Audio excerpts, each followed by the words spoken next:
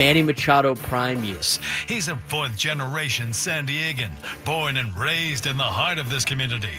Passionate, opinionated, and always bringing you the real talk on your teams, your city, and everything in between. Braden totally knows his stuff. He's ready for the next step. That guy is good. Live and local, it's the Braden Surprenant Show. But I think Braden's one of the up-and-coming young stars in the media game in San Diego. Now, here's your host, Braden Surprenant. What's up, San Diego? And a happy Tuesday to everybody out there in America's finest city. I'm Braden Surprenant. He's Frank Marchese. We are the Braden Surprenant Show, live and local each and every day from 10 to 2 on San Diego's number one sports station, 97.3 The Fan. Today's a Tuesday. Feels like a Thursday as we get you ready for a Thanksgiving weekend. Should be a fun time for everybody out there in America's finest city. It's going to be a hot one in America's finest city. We got the Santa Ana winds coming through, so a little bit of a warmer climate for Thanksgiving here in Southern California. I've never hated a place that I've never been to more than Santa Ana. Frank said that yesterday.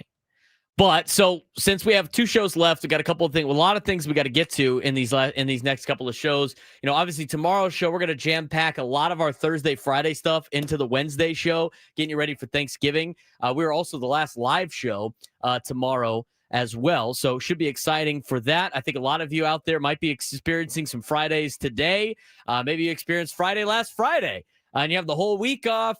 Kids are out of school. I know there's a lot of last minute planning for everything for Thanksgiving, but we'll keep you entertained. If you're driving around, you got to get stuff done before relatives coming to town. If you got to get your supplies for Thanksgiving Thursday, stay tuned to us as we keep you updated on everything in the world of sports. And we have a lot to talk about on today's show. We're going to get to a lot of different things. We're going to talk about Aztec basketball and what that was last night. I mean, a 40-point L to Michigan. I know you get the benefit of playing Michigan, but you have to somewhat compete with Michigan for it to really count for anything. Aztecs lost by 40 last night. They didn't look good at all. It was terrible. Awful. Couldn't believe it. We'll talk more about that later on. We'll talk about baseball. Padres put together their coaching staff. There's a lot of interest. Like Steven Souza Jr. is the new hitting coach for the Padres. Never done it before. But I tell you what, I like a lot of the breakdowns he's been doing. And he's been part of the analytical department over in Tampa Bay. There's a lot of good things to talk about when it comes to Steven Souza Jr. And again, we've talked about it before. Just because you're really good at being a coach, just because you're very good at being a baseball player doesn't mean you're a great coach. And just because you weren't as good statistically doesn't mean you're not going to be a good coach.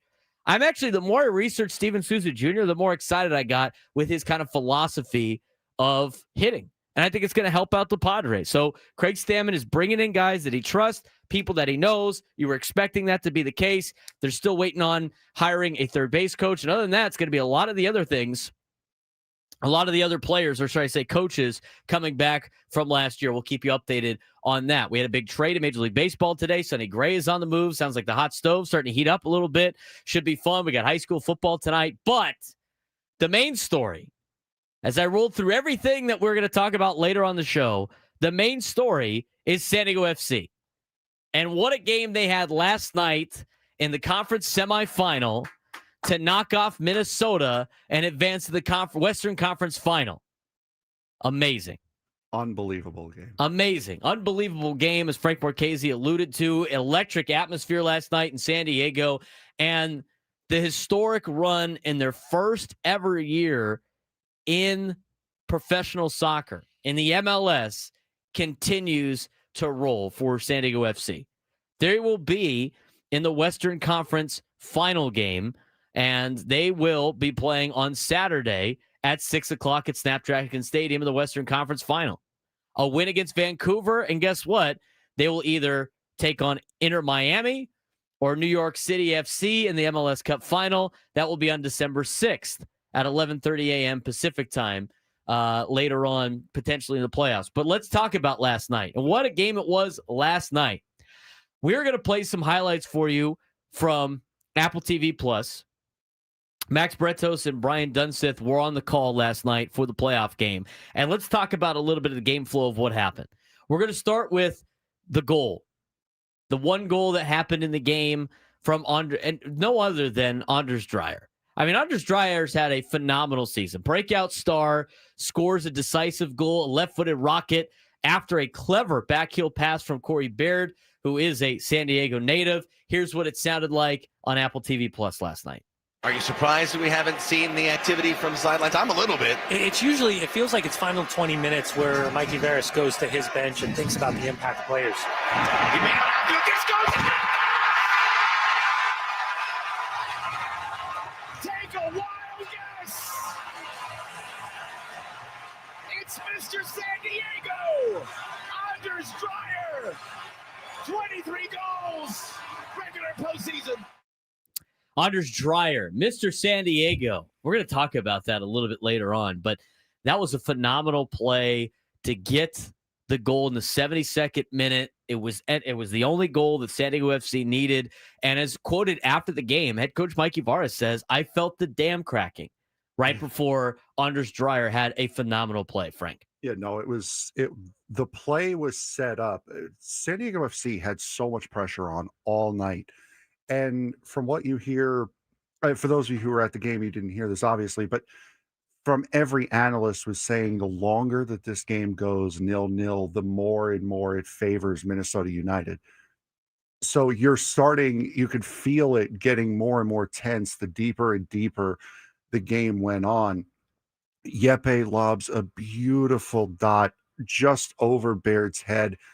And if Baird does not play that ball the way he does, back heel, just unbelievable pass, that's going out for a goal kick. Just lays it back perfectly, drew more defenders than it needed. Dreyer's sitting in the box with space, and he just obliterated that ball into the top corner. Unbelievable shot. The pass was what made that goal happen. San Diego controlled most of the game. Minnesota but had a lot better chances. I mean, San Diego FC dominated the possessions, but Minnesota had 11 shots and 4 on goal. San Diego FC only had 1 shot on goal, which was the Dreyer winner. San Diego FC struggled breaking down Minnesota's, big defensive block, but it was the big-time defensive and goalkeeping moments last night that helped San Diego FC preserve this 1-0 game, or at least give them a chance. We're going to get to the big Ian Pilcher play in a second, but you got to give credit to Cisniga that, Pablo Cisniga went out there and had 3 critical saves, and the most important one was in the 64th minute on a recovery after slipping on sandy turf, which was left over from the Aztec football game. And here's one of the big saves that he had last night. I think that's safe. Comes back, Yeboah. It falls perfectly. The first touch is good. Pablo Cisniega had to wait for it. Pablo Cisniega was phenomenal last night. And again, not the starting goalkeeper for San Diego FC. He's done a great job, Frank, at filling in. Yes, he has. He's been very, very good. I don't remember seeing him play much, if at all, during the regular season. But that one-on-one play, and you're right, he initially slipped and then had to come out, regroup, and keep his wrists locked as that ball came in from Yeboah. That was a huge, huge save. Unfortunately for him as well, able to corral it, able to keep it close, and able to get it around. Get it away. Cisniega just had a phenomenal night, but it wasn't just him.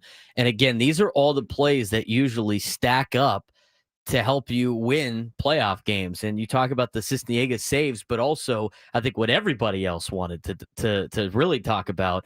And we have played it so many different times. I've watched it so many different times.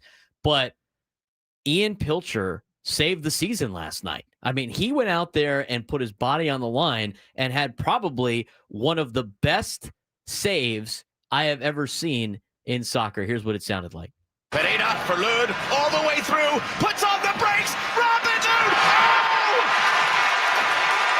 The play of the game by Ian Pilcher. Who else? Sliding into third. Magnificent. A sliding goal line save after Robin Lod's chance slipped past Cisniega. Multiple Momentum plays, blocks, clearances, physical duels, and the crowd just electric the entire night. And Frank, we heard that on almost every single one of those calls. Yeah, it was manic at Snapdragon last night. From the start of the game, I'm sitting there watching it. It chills, just wishing I was there. And I know I won't be able to be there next weekend. But yeah, the crowd was incredible last night. And Ian Pilcher, I texted you immediately after it happened. I didn't want to interrupt you. You said you were out at the team dinner, but that was one I had to. It saved their season, because if he doesn't come sliding in like that, it's over. That was a physical match, and as Juan in the chat says, a very emotional match. 6 yellow cards total, early contentious moments. Carlos Harvey and Corey Beard collide in the box. Snapdragon Stadium was begging for a penalty on that particular play. Atmosphere was described as a fever pitch by the media throughout the press box last night. And all of that emotion came to the final call of San Diego advancing in the MLS Cup playoffs. And clear even more time. It's over.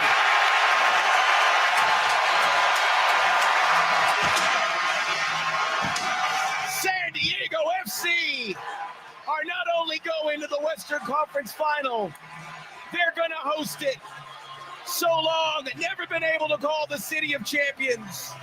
This club 2 wins away from etching it in stone. A pretty good call right there for the final call. And again, San Diego. Max Britos was on point all night. Every single one of his calls were incredible.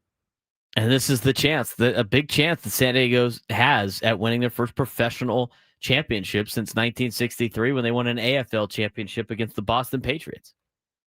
It's a city that's looking for a championship, and San Diego FC's got 2 games away from potentially doing that, and a lot of different things playing out. We're going to recap what happened in the game yesterday. We'll hear some post-game from Jeppe Tverskov and Anders Dreyer, who were interviewed after the game, and a lot of other questions still need to be answered. I mean, I think a lot of people were asking where Chucky Lozano was last night.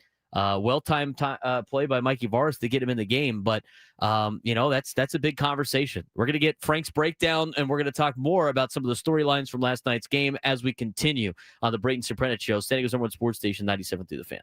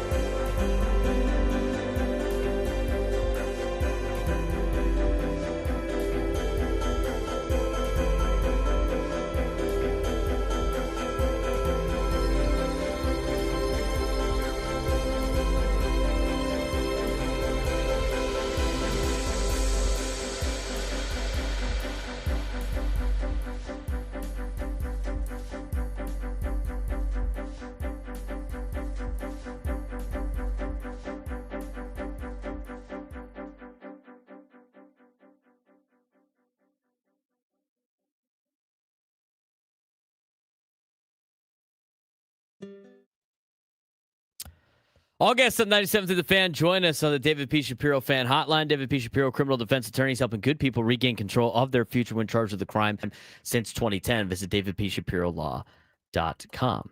We have, is this for today, the ticket giveaway? Yes, it is. We have tickets to give away to Guns N' Roses at Snapdragon Stadium on September 2nd.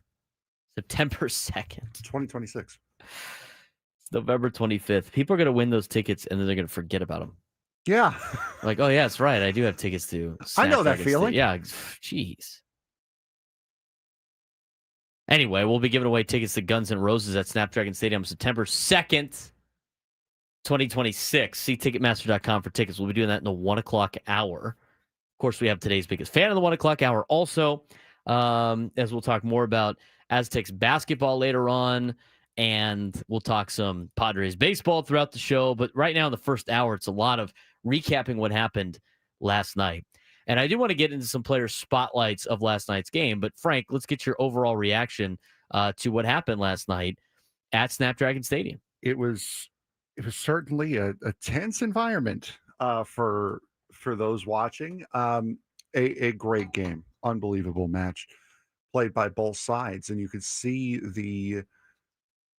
the ability to possess the ball and attack that San Diego FC has, and the elite defense that Minnesota United has. And when you have Canada's number one goalkeeper, who's going to be going to the World Cup next year, as your goalkeeper, you can kind of see why you would want the game to be as tight as possible, why you would want the game to go to penalty kicks. They went to penalty kicks with Dallas, I believe, twice, and won both of them.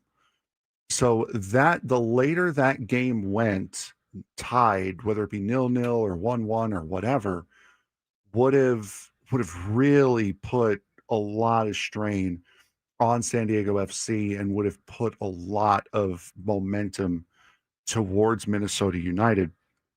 The defensive play by Ian Pilcher was unbelievable. They talked about it on the post-game show. The plays that you saw made by the young players on the defensive line for San Diego FC were above and beyond the years that those guys are. I believe the oldest one was maybe 23, and that's not counting McVeigh.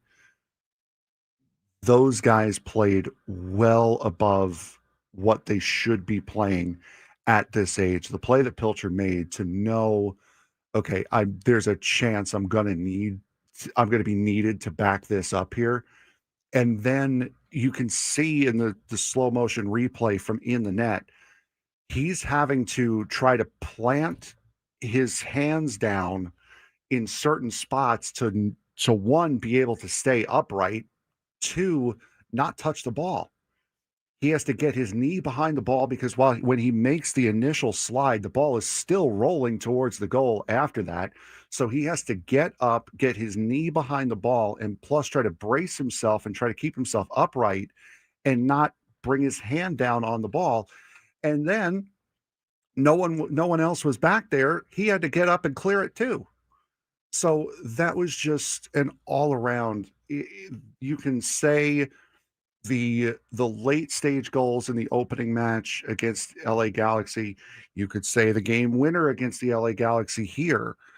You could say Milan Ilowski's hat trick in Vancouver as the play of the year. San Diego FC goes no further without that play from Ian Pilcher last night. That right there is the play of the year. And if they do go on and beat Vancouver next Saturday night, and then go on to beat whether it be Inter Miami or New York City FC the Saturday after that, that will be the reason why, is that one singular moment. And just so you guys are aware, if it is San Diego versus New York City FC, I am all San Diego FC. Be like rooting for the Yankees. I can't do that. I'm a New York Red Bulls guy. Oh, there you go. If it was the Red Bulls, who knows? The Frank would be torn. You know what? With how enamored I have been with San Diego FC this year, it'd probably still be I'd probably still take San Diego FC over the Red Bulls. As it should be. You have your own international teams to root for, too. Yeah. So it's probably fun. All right. A couple of things. I mean, a lot of talking points. I kind of want to just get this one out of the way. A lot of complaints about the pitch last night. Oh, boy, were there. And the thing is, it wasn't up to great standards. But at the same time, unless they build their own stadium and play in their own stadium where they can control who plays there, I don't know how you fix this unless they're constantly changing the turf all the time. With San Diego State playing, San Diego State's got to play football games there. It's their stadium, right? So, like, football destroys fields. It does, especially with any type of weather and rain. We've had rain the last, couple of weeks, right? So there was a lot of that going on. Now, here's the other thing, too. If San Diego FC wins and they make it to the final, do they automatically get to host? I believe because they're the 1 seed. I honestly don't. And the 3 and the 5 or whatever on the other side. Yeah, the 3 and the 5 are on the east. I honestly don't know. That would be a question for Drake. I don't remember if last year it was between the LA Galaxy and the Red Bulls. The game was played in LA. I don't know if that was the pre-planned site and the Galaxy just ended up playing at home, or if it's based on the Supporter Shield standings. So then that probably would be Miami then. So Miami's got the most with 65. Yeah, so if Miami wins, San Diego's going to Miami. If Miami loses, then San Diego will host. Okay, so there you go. But yeah, another thing that I wanted to really bring up, because a lot of people, there's a good amount of people who are being exposed to soccer for the first time, and with this team being as good as they are, starting to really get into it. One thing I think was really good last night, and it even surprised me kind of early in the game, having watched soccer for years, you could still see the lines from San Diego State from the other night, and it just shows the massive size of a soccer pitch, that you could probably fit 2 college football fields side by side next to each other in the size of one soccer pitch. So that was interesting to me. Even at the high school. Yeah. We use the soccer line for like the get back line, Yep. like the line that the kids have to stand behind on the sides.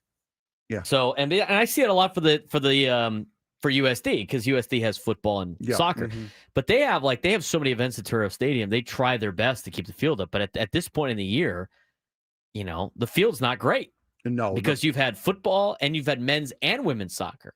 And that's what Snapdragon has, because they have the Wave playing, they have MLS playing, and they have football playing. And here's the conversation. If San Diego State wins on Friday against New Mexico, they're hosting the Mountain West Championship game on December 5th. If Miami loses, if Inter Miami loses and San Diego FC wins, they're hosting the MLS Cup Championship here. The very next day. Yep. It's the next day. So, and here's the other thing, too. That game is set for 11:30 in the afternoon. Well, 11:30 in the morning. But yeah. Yes. So, and that Mountain West game is going to be at night. You gotta. You're gonna think about the turnaround that's going to be. Yeah, that's a tight one. You can't change the turf. That is a somewhat likely scenario. And that's what you'll hear it in the post game interviews with Yeppe and Anders. They both said that this pitch was unfit to go here tonight. But you heard the factual statement coming from the broadcast all night. They're saying, yeah, this pitch is not great. It doesn't look good. But you had torrential rain all week long here, which is something that San Diego does not really have to deal with ever. And you had 2 Division I college football games played on this field. So and one of them played in the actual rain. Yeah, this was an extreme circumstance for this field, and San Diego FC and Snapdragon officials said this will not happen again. the pitch will not be in this state again. But yeah, it to me, it didn't look like it affected the guys too much on either side, but you'll hear it in the post game conversations that they were they were definitely a little irked by it. We played in the CIF championship game last year at Snapdragon Stadium where they had to redo all the turf before the high school football kids played because it was even worse last year. Yeah, and Wander Ruiz in the chat said it right too. The Wave actually canceled games there because the turf was so bad. Right. I mean, it's just not great all the time. And I don't know how they fixed it. They even changed the grass, right? They went to some of the grass. Yeah, they went to different type of grass. So it's going to be interesting to see. Now, if they move the season to the other part of the year, right? Yeah, you're only going to have to deal with 2027. If that's the case, then it's only like the beginning part, right? When would they start the season? It would be like right around August, September. So you're going to be the beginning of the MLS season is going to coincide somewhat closely with the beginning of college football. Yeah, but the beginning of the MLS season, you'll have the bad turf, and then when it matters. You're not going to have to worry about it. You will be the only show on the turf, right? Yeah. So maybe that's a solution for a lot of the grass fields. And again, it's not like you can, roll a turf field in because they're not going to do that for soccer. I don't think the football team wants to do that either. It's better to play on grass. You can't have two separate fields. I mean, unless San Diego FC builds their own stadium, which they could do, I just find it hard to believe that it's going to be easy to fix a lot of the grass. They want to build a 50,000 plus seat stadium down there. Well, just saying. I'm not saying. I'm just saying. It's overused in the fall. There's a lot of events going on down there. Yeah, and then in the winter, you also have to worry about it getting covered up. Now, they did say again these changes for the MLS, as far as the calendar change, go into effect after next season. So they're not getting a full year off this year. That's going to be happening next year. But you also have to think in the wintertime, it's getting covered because Monster Jam's going to be there. Supercross is going to be there. How about somebody in the chat goes, have the Aztecs play at Petco? Excuse me? That'll go over well. Excuse me? Let's have the people that own the stadium not play in their stadium? Like, come on, dude. What? Well, they're not as good. They don't get as many people at their games. They own the stadium. It's not a bad place to watch a soccer or football game. I will say that. It's a great stadium. Nice. It's just people are used to Qualcomm and a bigger one, and it's fine. But it's a nice stadium. I've seen. Well, I mean, obviously the Holiday Bowl that's been there the last couple of years, but also saw an exhibition match. I believe it was Tijuana versus America. Yeah, I went to that. That was fun. That was good. Right. So I mean, San Diego FC could try to play it, but I don't think that environment would be good either. I mean, you could theoretically do it, especially if they're going to be playing during the baseball off season. But if they're playing in August and the Padres are never going to let them play during the playoffs. I agree 100%. I'm just saying. That's why the Padres built their own stadium in the first place, so they didn't have to share it with the Chargers anymore. No, I know.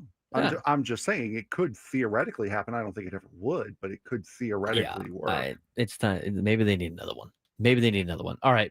Couple of things. Player spotlights. Anders Dreyer, game-winning goal. Already the MLS Newcomer of the Year. Finalist for the MLS MVP, the Landon Donovan Award, emerging as the face of the franchise in year one.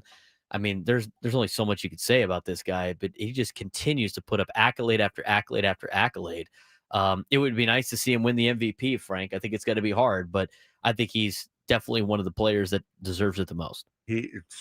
But Lionel Messi. That's really it. That's the only thing keeping him from winning the MLS MVP is but Lionel Messi. Unsung hero last night, Cisniega. Yeah, he did make a couple of crucial saves. Pilcher, aside from Pilcher's one play, he was also really, really good on that back line. Duo was also really, really good on that back line. You didn't hear too much out of McVay. Honestly, it was the other two that were really taking up a lot of it. But I would say I would give the edge to Cisniega. Yeah, I think he was the unsung hero. I mean, I think a lot of people knew. I mean, Pilcher, that was arguably one of his best matches as a pro. Oh, 100%. Multiple yes. critical defense interventions. I mean, he was phenomenal last night for San Diego FC. And then the other thing, too, is, and I think we got to do this going to break. I mean, what do you do with Chucky Lozano? Like I said, I don't think we'll talk about it when we come back. I mean, he didn't start. Crowd repeatedly chanted for his name. Limited minutes off the bench.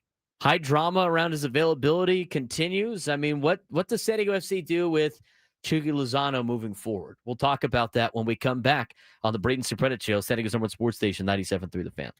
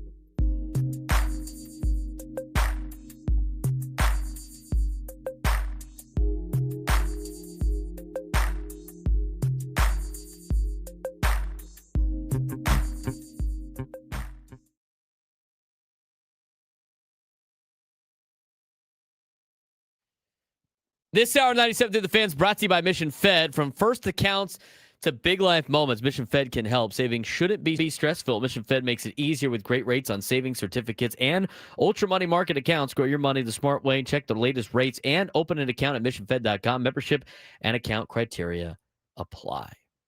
Lots to get to on the show. Again, later on, we're going to talk about the new hires for the San Diego Padres as Craig Stammen is filling out his staff. What to know about the new faces that will be at Petco Park. We'll talk about that in the 11 o'clock hour. Big trade happened earlier today. Sonny Gray on his way to Boston. We'll have all the details about that and latest rumors around free agency and trades as the stove is starting to heat up a little bit in Major League Baseball. We'll also talk about that in the 11 o'clock hour. And Pirates and Marlins are threatening to spend money on players? Wait a minute. What? Y'all can't do that. Wait a second. Y'all can't do that. Is anybody actually buying that? We'll talk about that in the 11 o'clock hour as well. We got more to talk about with Aztecs basketball in the noon hour. We'll talk some high school football later on in the show today as well. Lots to get to on the Braden Surprenant show. But the story of the day and the story of last night was San Diego FC and advancing in the MLS Cup playoffs. Before we get to some of these questions, and most notably with what do you do with Chucky Lozano now, let's get to some of the post-game sound after San Diego FC won 1-0 over Minnesota United FC. With the win, San Diego FC will now play the Vancouver Whitecaps on Saturday, November 29th at 6 o'clock at Snapdragon Stadium in the Western Conference Final. They will, if they win on Saturday, will take on either Inter Miami, or New York City FC in the MLS Cup Final on Saturday, December 6th at 11:30 a.m. Pacific time. Now, that being said, if Inter Miami wins, San Diego FC will be going to Inter Miami. If New York City FC wins, then San Diego FC will be hosting New York City FC. And it's the same thing for Vancouver. So essentially, if Inter Miami wins, they host. If New York City FC wins, they're going to go to the Western Conference winner. Pretty simple with that. But last night, a 1-0 winner. San Diego only had one shot on goal, and it connected by Anders Dreyer. Let's hear from Anders Dreyer as he spec'd with Andrew Wiebe last night after the game. Anders, the people in front of us are chanting MVP for their leading scorer and the game winner in this Western Conference semifinal. What does that goal mean to you? Oh, a lot. We're in the final now. It wasn't pretty today. We know against Minnesota it's difficult. Pitch was not perfect, but we worked hard, and mentality was warrior, and then I think we worked hard and got the 1-0, and it was enough. Corey backheels that to you. You see the ball rolling. What is going through your mind? Hit it as hard as possible and give the goalkeeper less chance as possible. I hit it very good and had a good feeling. Nice to see it go in, and what a pass from Corey. This season has been magic for San Diego, for you, for this city. What does it feel like to know that you are 2 games away from MLS Cup and you will host the decider to get there in this stadium in front of these fans? Amazing. Like atmosphere today was amazing. After the game as well, in the game, before the game. Now we have some days to prepare, and then we are ready for, I think it's Saturday. MVP, huh? What do you think? It's up to you guys. Thank you, Honors. Honors Dreyer, we had him on the show, and we talked about that. Like, what does it mean to be in the conversation? It's a very humbling experience for him to be in the conversation of guys like Lionel Messi, to be an MVP of a league, in a league that has Messi in said league. So for him, I mean, just like he said, up to you guys. He's here to play. I love the fact that they call him Mr. San Diego right now. It was a great goal call, as he had a great night last night for San Diego FC. We'll talk about him in just a little bit. But Yepi Tverskov also spoke with Andrew Wiebe last night after the win. San Diego FC are going to the Western Conference Final. And before we rolled the camera, you said one thing to me. It's not always pretty. How'd you guys get this done tonight? Yeah, we came out to this pitch. I think it's been playing a game here 2 days ago, and the pitch is basically broken, which it's not to our advantage. But tonight we proved that Warrior is not only team who play long balls, but also people who can play. And I felt like the whole game was being patient, and yeah, we did it. You carpool to and from training with Honors. He is one of your best friends. When that ball is rolling to his feet, what is going through your mind? Yeah, he's the guy you want in the box to shoot or finish the attacks, and he's been doing that the whole season. And that's not only him; it's the team that knows it. We set him up perfectly, a lot of times. So he values us a lot. We value him, of course, a lot, and yeah, it makes it a great season.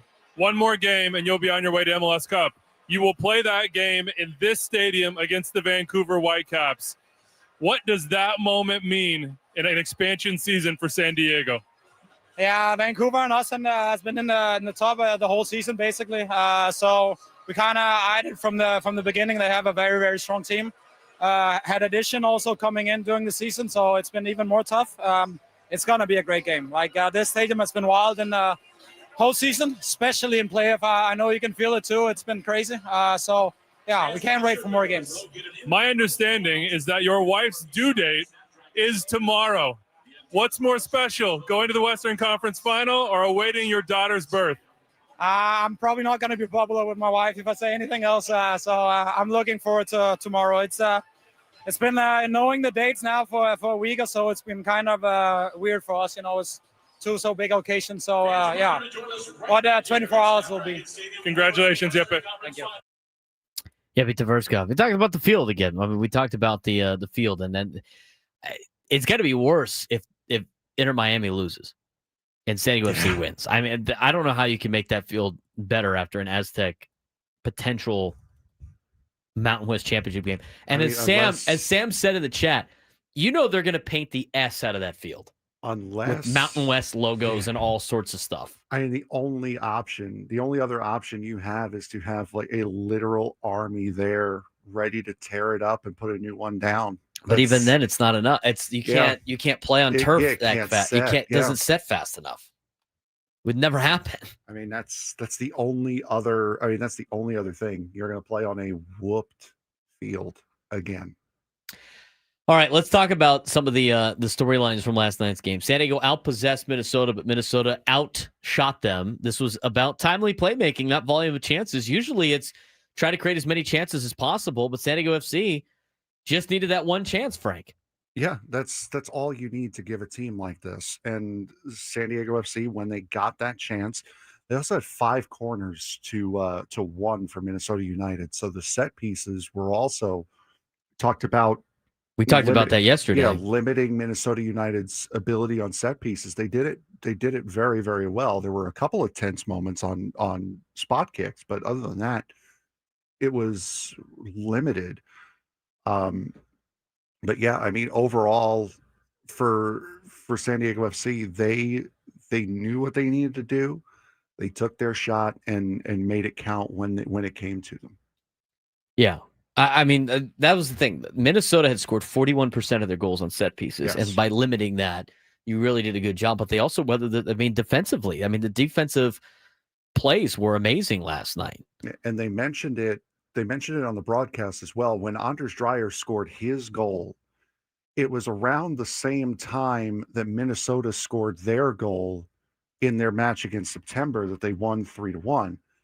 San Diego FC had so many chances in the first half, a couple goals called back for offside, a couple goals disallowed for other reasons. And just Minnesota kept it close, and then exploded for like 3 goals in 10 minutes. I mean, that was where San Diego FC lost that game. And it was right around the same time, that 72nd minute, where Minnesota scored in September to win their game. San Diego gave it right back to them. The other thing too, I thought the crowd last night wasn't just loud. I mean, they were an influencing part of the match. Yeah, the Snapdragon Stadium has been a great place for the MLS and a great place for San Diego FC all season long. Yeah, and we've talked about it all year long that for San Diego FC, the most important thing that they could have done this year was not come out and lay an egg. You didn't have to win. You didn't have to do what you're doing right now. You just couldn't be uncompetitive. But the fact that they have done what they have done this year has gotten this city firmly behind them. And I don't, that was the best thing they could have done. Not just get here, but just be competitive and be a team that was fun to watch and a good team. It's exactly what they've done. They hit this opening year out of the park. Talk about the Dreyer Beard connection that has been becoming a nice combo for San Diego FC. I mean, what a pickup getting the local kid Corey Beard as part of the program. Yeah, we had him on the show as well right after he came over from Cincinnati, who just got knocked out of the playoff this weekend. Didn't play originally when he came over. He got an opportunity. Because Ilosky was there. Right. Ilosky was in the spot. And then when Ilosky went to the Philadelphia Union, then Baird it left a gap. And there was a gap at that striker position. And I think I was there for Baird's first start in that striker spot. He ended up getting hurt. It was right after we had him on the show. And you could tell he may not be your prototypical goal scorer for that striker spot, but he has a creative mind. He is a playmaker. He's a distributor. He knows that those two guys to his outside, whether it be Dreyer and Lozano or Dreyer and Pellegrino, they are going to get the job done if he just supports them. And you could tell from his first start that Baird was going to be a wonderful offensive creator out of that striker spot, and he has continued to do so. Let's talk about Chucky Lozano for a second, because we got a couple of minutes. Being available late but not starting is officially a storyline going into the conference final. That has been the case the last couple of weeks. And now it's as Drake mentioned yesterday, I think the drama is gone. But now, as mentioned before, I mean, Pellegrino's done a great job in place of Chucky Lozano. And so now you get to the point of, you brought in Chucky Lozano to be the star of this team. Anders Dreyer has taken over as star of the team, and it's a conversation now of, should you start Chucky Lozano because he is that star you're paying for? Or if he's not good enough to be in that starting 11, is he out there? Should he play just because he's Chucky Lozano? How do you use Chucky Lozano moving forward? I mean, right now you're having success with him coming as a sub. I just want to use the comparison. I'm not saying that they're this type of players. Did Drew Bledsoe get another shot after Tom Brady came in? No. Sometimes you work yourself out of a spot, and I don't think that this is disciplinary anymore. No, it's not. I think the drama is over. Yeah, the disciplinary stuff has come and gone. That's all settled. I think it's literally just a case of Pellegrino has the hot foot. He is the better player right now. He is the more prolific player right now, and it's hard to take that guy out of the lineup when he has been as good and when he has been as helpful as he has been. And from what it sounded like, they told a story during the game that he wanted to come here, They saw a spot during the summer transfer period where it could happen. Pellegrino immediately said, do what you have to do, get it done. And they're reportedly from what they were talking about on the broadcast last night, that they're working on a contract extension to keep Pellegrino here because he wants to be here. He wants to stay. And Lozano, he is that star. He was that name that you needed in order to draw players in, to draw fans in. But injuries, that disciplinary issue took him out of the lineup, and they've found a replacement that they weren't necessarily looking for, but they got it. And Lozano, even as good as he is in the starting lineup, that's a dangerous piece to have coming off the bench as well. It is. I mean, it could be used as an asset too for San Diego FC, but it's just an interesting case right now. But I'd be kind of surprised if Lozano's back next year. I would be as well. I mean, at this point in time, I mean, he's going to want to be in a place where he's playing, and obviously he's probably not at 100% right now. He's battled a lot of injuries in his career, and I think it's an interesting conversation. I mean, you've had different opinions on it, but like, I think either way works. I mean, Drake Hill said you got to get your best lineup out there, and you got to go with. I mean, Chucky on paper is one of your better players, but at the same time, you also kind of have to play the hot hand. Yep. So that's going to be an interesting storyline going into the game on Saturday, as San Diego FC is one win away from making it to the MLS Cup final in their first year of existence. What a phenomenal story San Diego FC is. We're going to shift gears and talk a little baseball when we come back in the 11 o'clock hour. Big trade happened in the sport today. Jeff Passan was on it. We'll talk about it when we come back.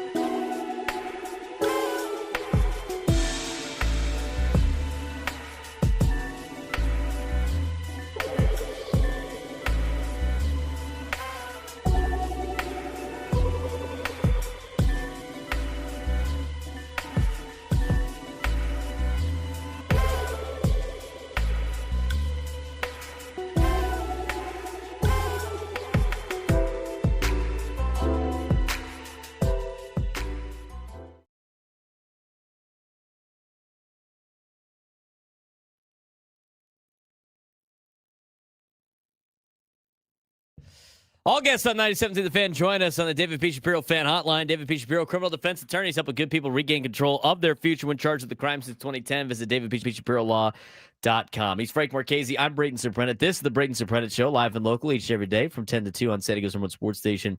97.3 The Fan. Talked a lot of San Diego FC in the first hour. If you missed any of it, you can go back and watch on YouTube. You can also go back wherever you get your podcasts and tune into that as well. We'll be continuing that and get you ready for, tomorrow. We'll have to get our preview in for their next game. It's on Saturday.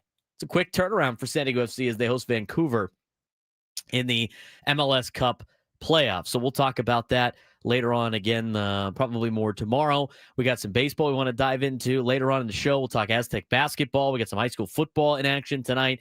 Lots to get to on the Braden Surprenant Show, but we got some news in Major League Baseball. Let's get to the hot stove that we do each and every day at 11 o'clock.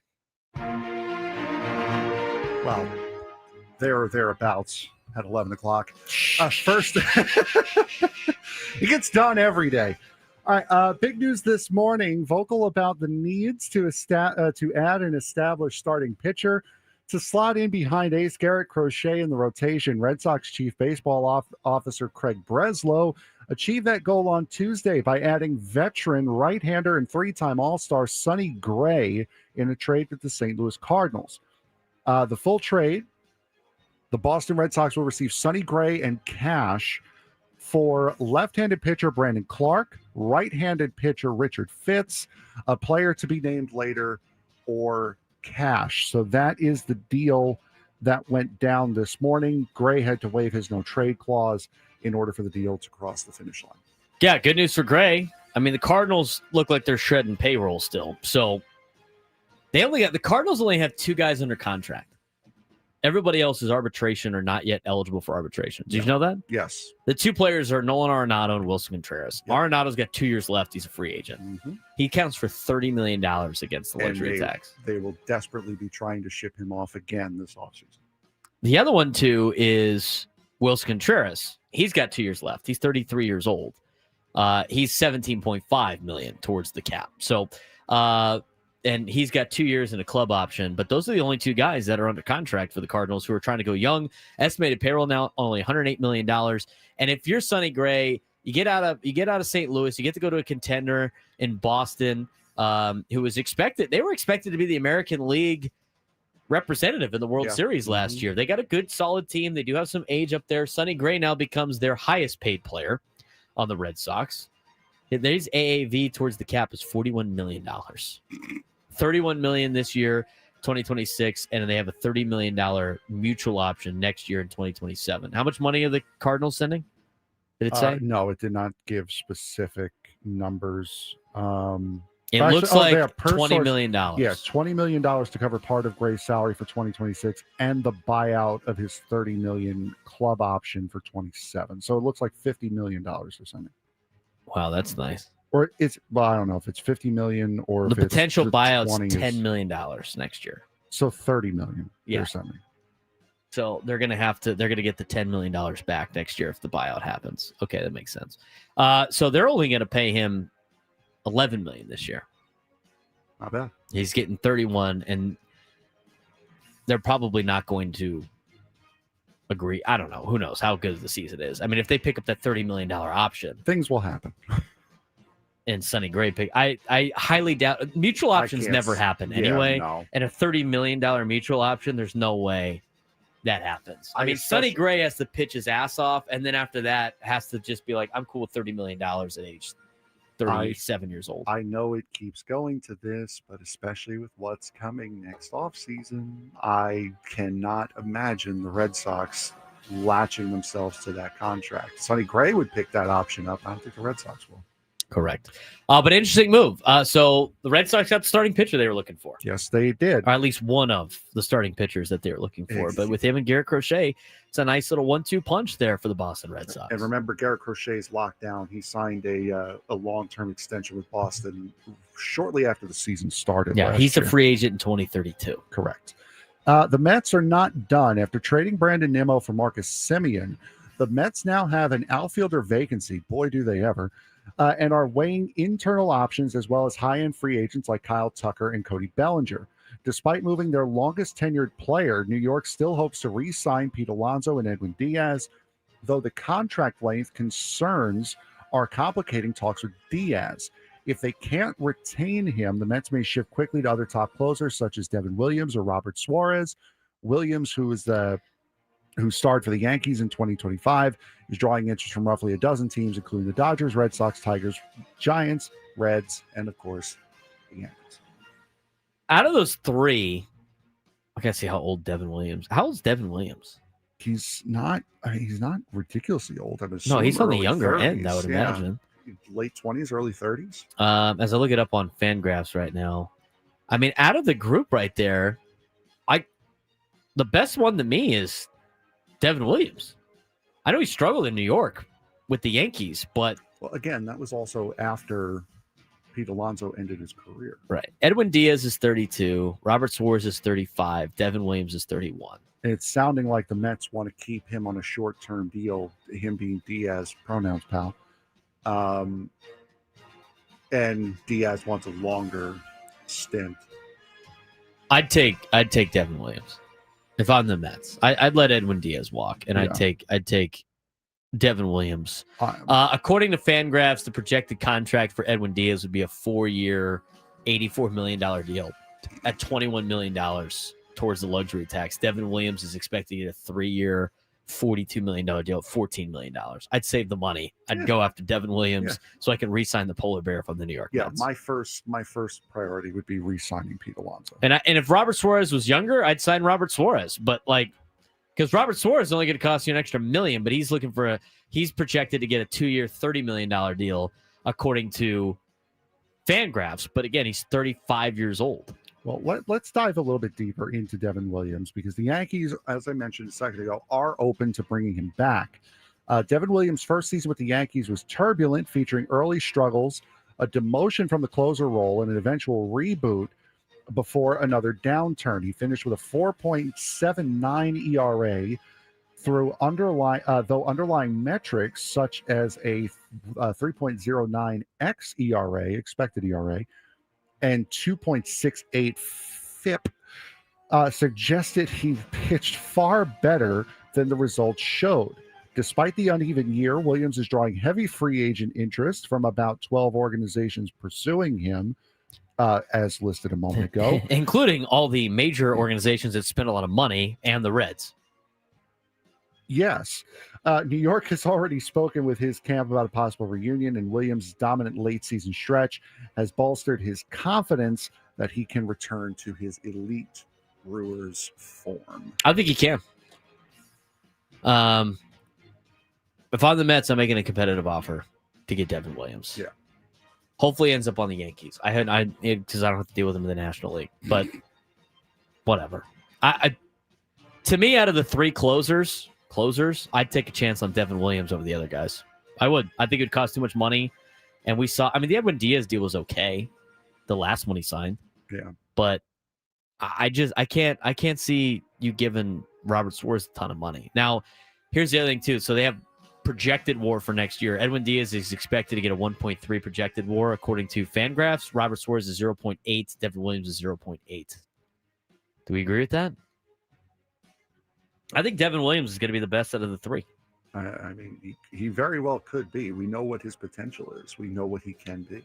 And none of them are going to be better than Mason Miller. So does it really matter? Moving on to the next one. Well, we had mentioned this yesterday. The San Francisco Giants have quickly emerged as a potential suitor for Japanese right-hander Tatsuya Imai, who was posted by the Cebu Lions and has until January 2nd to sign with an MLB team. After missing out on past Japanese stars like Yamamoto, Otani, and Kodai Senga, San Francisco is again targeting a high-end international pitcher as it looks to strengthen its rotation behind Logan Webb and Robbie Ray. Imai ranked the number 11 free agent by MLB.com's Mark Feinsand, is coming off a dominant NPB season with a 1.92 ERA over 163. And don't you dare forget about those 2 third innings. Well, based on everything that Imai has said, and I take it with a grain of salt, because I think a lot of players say things and then money talks more than the conversation that the players have. And to me, and this is a show that's actions speak louder than words show, until he actually signs, we'll see where everything plays out. But for me, what Amaya has said in terms of wants to be, doesn't necessarily have to be on a team with other Japanese players. So you Wants to prefer be on a not to be. team. Yeah, wants to be on a team that, he wants to take down the Los Angeles Dodgers.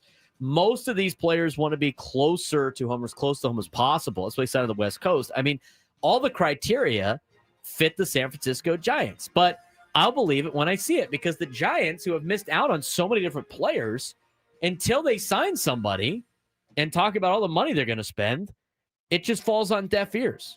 So maybe he'll be a Giant, maybe he'll be a Seattle Mariner. To be fair, But the Giants fit all the descriptions. To be fair, Imai has not said anything about wanting to stay on the West Coast. He has said the other two things, but wanting to be on the West Coast, that's not something that Imai has said. Cody, by the way, is loving the Ben. I know I've done this a you. couple of times while you're talking to display.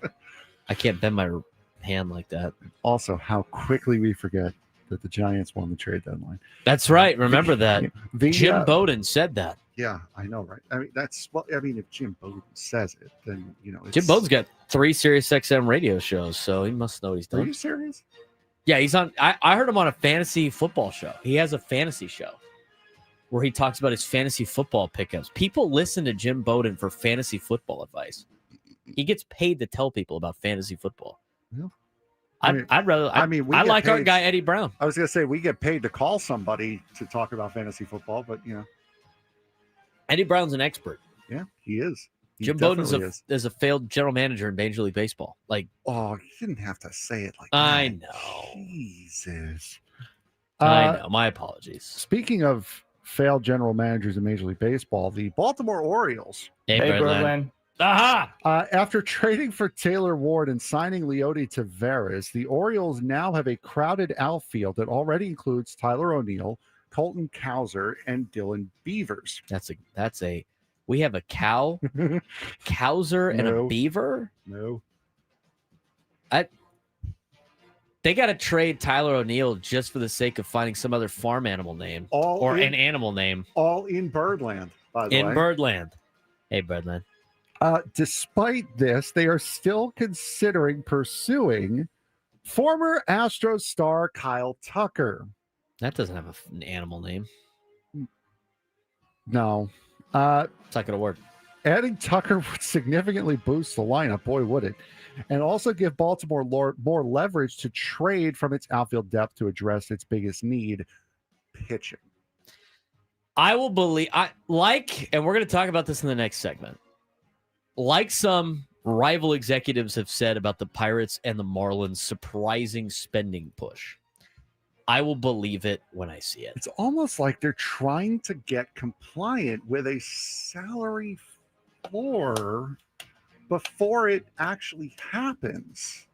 Or they're trying to show that they actually spend money as part of the labor negotiations. It's like there's a bottom that they're trying to get over. Well, remember, they talked about the Pirates had an offer for Josh Naylor. And then what happened last night? What was the news? They didn't actually physically have an offer for Josh Naylor.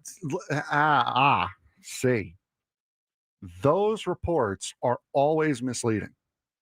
You can't always go off of insider sources because they have a reason to lie.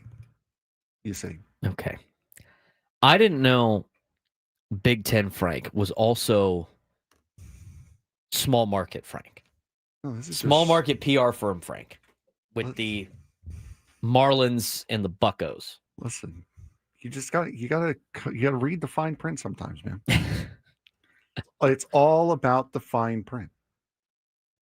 I will believe it when I see it. Just like this next report about the Pirates and the Marlins' surprising spending push. The Marlins are interested in Michael King. Are they going to be able to sign Michael King? Plus, what agents think is behind the Pirates and the Marlins, quote, wanting to spend more? We'll talk about it when we come back on the Braden Surprenant Show, San Diego Summer Sports Station 97 through the Fan.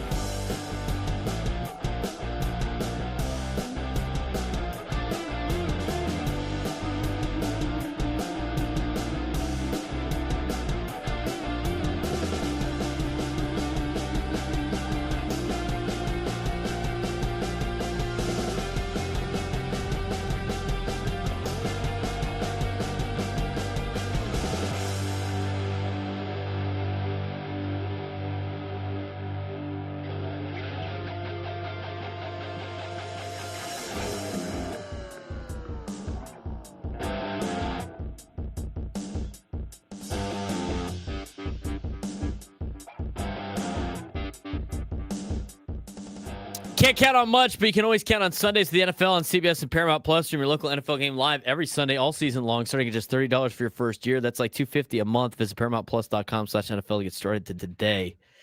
Getting back into Landman season 2. I missed the first episode and then I watched the second. I gotta go back and watch the first episode of season 2. Why would you watch the My second family was episode watching or the it. first one? My family was watching it. I was behind. I'm So behind you already. I'll go back leave and the back. room. The first episode was basically a recap of the first season. Okay, so wasn't too much I needed to get into. I did miss all the TCU references, though. There's now subtle ones. I tell you what, the Big 12 Conference has to love Landman because there's just all these Big 12 teams involved. Billy Bob Thornton's son is a Texas Tech dropout. Even he was like a semester away. He was like 2 classes away from graduating in the show. Should have just kept it. Texas Tech knows how to produce oil people, let me tell you. The classic, I would have gone pro if I hadn't hurt my knee bit, you know. He dropped out so he could start learning the oil business. Well, dude, just finish the 2 classes and just the logic doesn't make sense. Take half semester classes, dude. Like, And now Billy Bob Thornton's daughter in the show is going to TCU. So they even did the Riff Ram chant. I started doing it with her when she was doing it on the thing. God. My friend got exposed to the Riff Ram chant at the BYU game because I think the active students or just graduated students that were in our section started to do the Riff Ram chant before the game. Mm-hmm. Do you know the Riff Ram chant? I believe I've heard it, but they do this stupid like arm thing that they make all the freshmen do, like in the student section. Yeah. I will not be doing that. But I started doing the chant. Riff, ram, bazoo, licky, licky, zoo, zoo, hoo, wah, wah, hoo, give them hell, TCU. Yeah, no, I have seen that. So she's doing that. She's pretending to be a cheerleader. She hasn't because she got accepted, I guess. Bad look for us on that deal. But you know what? I gotta miss the all the TCU references. But I mean, I knew this was gonna happen because we got the email. I got the email about they were needing extras for the TCU campus shots. John Hamm's daughter ran track at TCU in the first season. Again, they're characters in the in Landman. It's a good show. I enjoy it. So there'll be another episode on Sunday. By the way, and I got to catch up by watching episode 1. We mentioned it in the chat before we get back to the baseball stuff. He draws the foul. Who's the foul? J Dubs in the chat. Jake Waters, bringing the mood down, man. We were good. We were having fun. It was a great day. I learned some news about Smokey 11 that I kept to myself because I didn't want to ruin the fun for everybody else. We talked soccer for an hour. We were vibing. We were having a good day. And then Jake Waters in the chat comes in with Gamma, the Galapagos tortoise, dies at the San Diego Zoo at 141. Unbelievable. Way to just bring everything down. Yeah.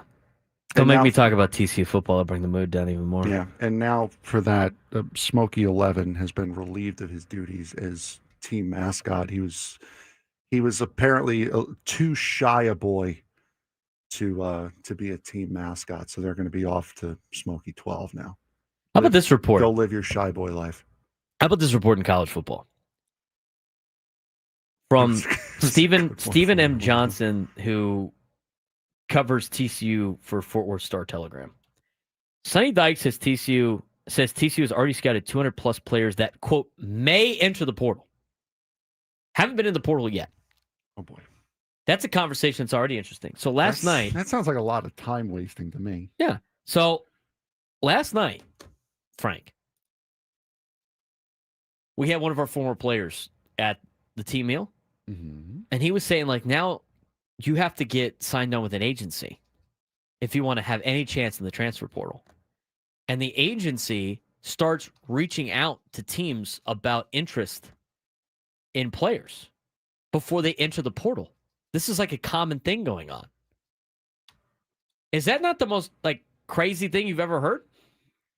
To me, that was crazy. And now it's like in the open that like Sonny Dykes is talking about they're already evaluating players that, quote, may enter the portal, which means all these agents are talking to all these teams, all these schools about their players leaving to jump into the portal to find more money and different things. That was the same conversation that happened a couple of weeks ago where they had the report that Sam Levitt the quarterback for Arizona State, not our Sam Levitt, his camp was, quote, shopping his services around.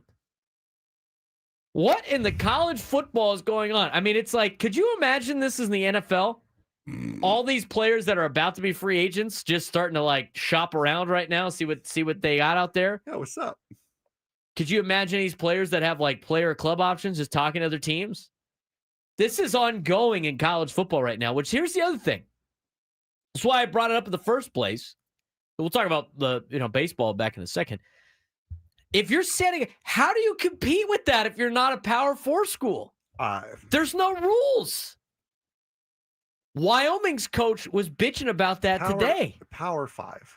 Again. No, the power. Put some respect on the Power Act 12. Please. I can't, because one of your premier programs in basketball just competed against the Power 4 team and lost by 40 freaking points. That's in a different sport. It doesn't matter. Different sport. It doesn't matter. Different the sport. Power 4 team, Power 4 Michigan's got $12 million to spend. San Diego State's got $2.5 million to spend. It's because they're in the Mountain West. We bitch, moan, and complain about it in Major League Baseball. It's actively ongoing in college athletics right now in the open. How do you compete with that? How? You can't. Because now these teams, these higher level teams, these Power 4 teams can overpay for players that probably don't deserve the money that they're getting offered, and they just pluck them from these lower teams. But I look at it, and it's funny. Wyoming's coach, Wyoming's head football coach was bitching about Boise State and San Diego State outspending them. Boise State's got like $4.5 million they could spend on their football team. They didn't get the specifics, but the Wyoming coach has a quote talking about how he talked with Sean Lewis, and it sounded like he said, quote, it's not nickels and dimes that San Diego State's working with. Their football team's getting some type of money. They had to keep Trey White last year, but even that's not going to be enough. I mean, this is insane in college athletics. It insane. Really it's obscene. You got kids signing on with agencies, and they're getting shopped there. How do you? And you wonder why nobody's going to games. We got this player era festival on television in studio right now. There is nobody there. For Notre Dame, which is a very good basketball program, and Rutgers.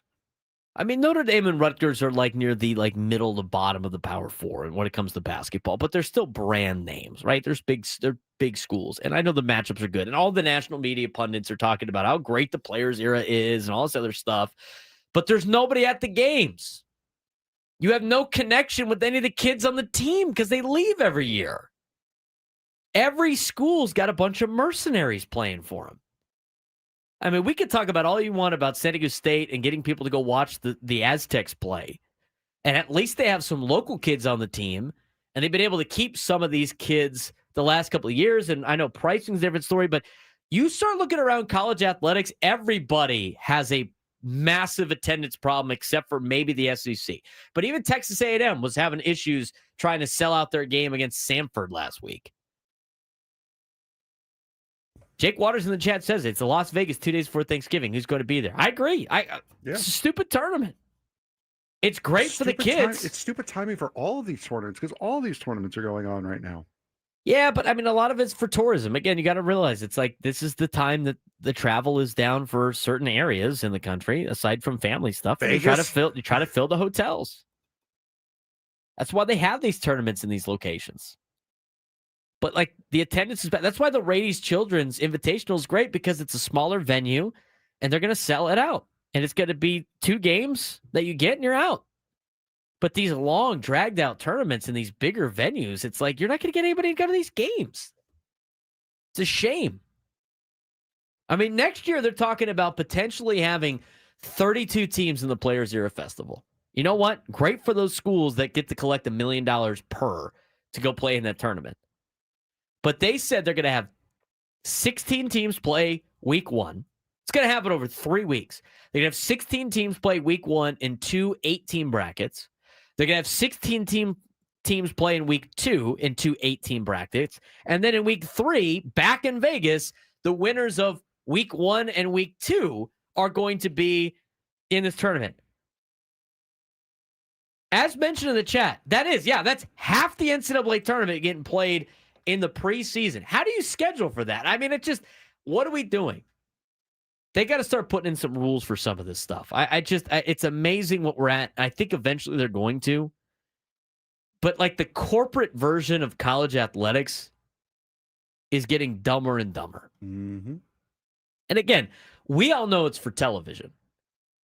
But like the attendance numbers for a lot of these events, first of all, they're too expensive. And second, it's like, nobody's traveling to these things. Just on the off chance, by the way, that anyone from True TV or TNT is listening to this, the very off chance, stay as far away from the panoramic arena shots of the MGM Grand Arena. This RoboCam right now is kind of cool. Do not show any camera angle that shows the amount of people that are not there, because it looks awful.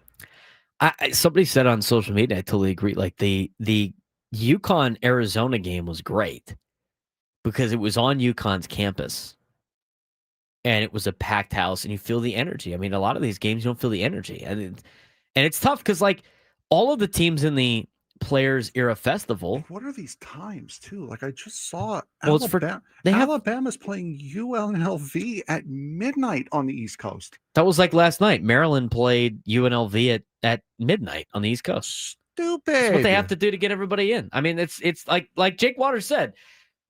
There's a lot of people not working this week, and they can watch college basketball all day long. This is for television. This is not for like the in-person deal. And the other thing too is like a lot of the Rutgers fans are there to watch Rutgers. They don't really. I mean, are they going to go to the San Diego State Oregon game tonight at 10:30? No, they're probably going to go to the casino.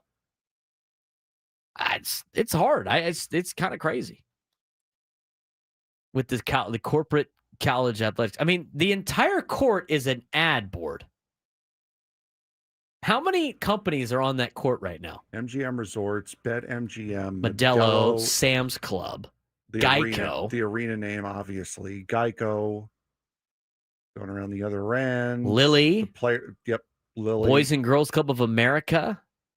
I mean, the entire court is covered with ads. Plus, the tickets are ridiculous. I mean, the college athletic tickets are getting to such a high level. I mean, I was talking the other day. Oh my gosh.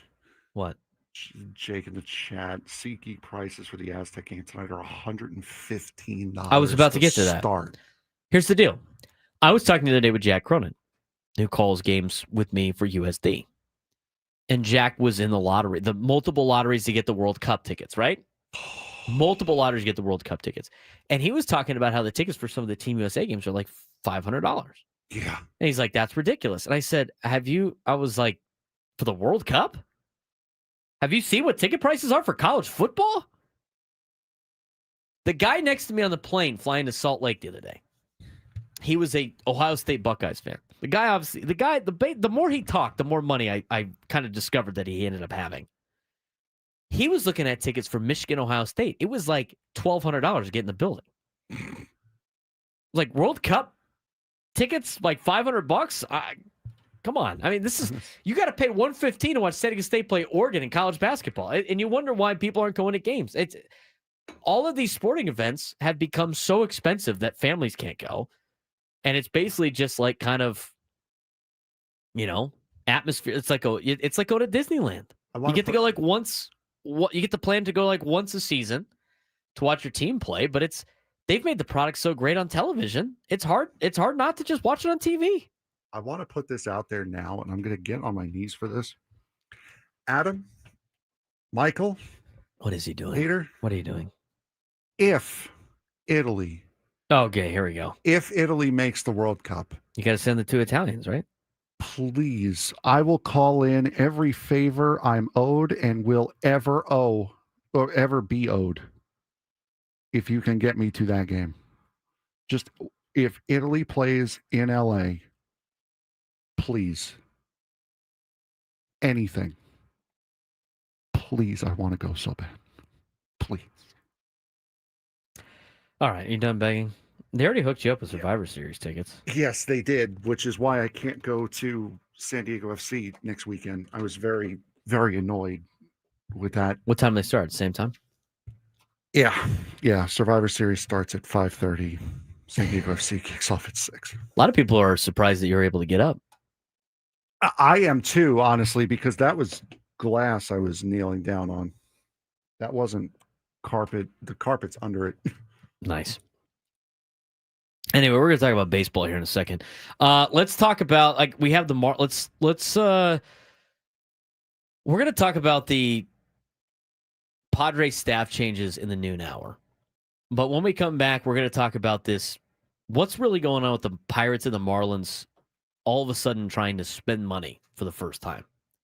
We'll have this conversation as we return to the Braden Surprenant Show, San Diego's number one sports station, 97.3 The Fan.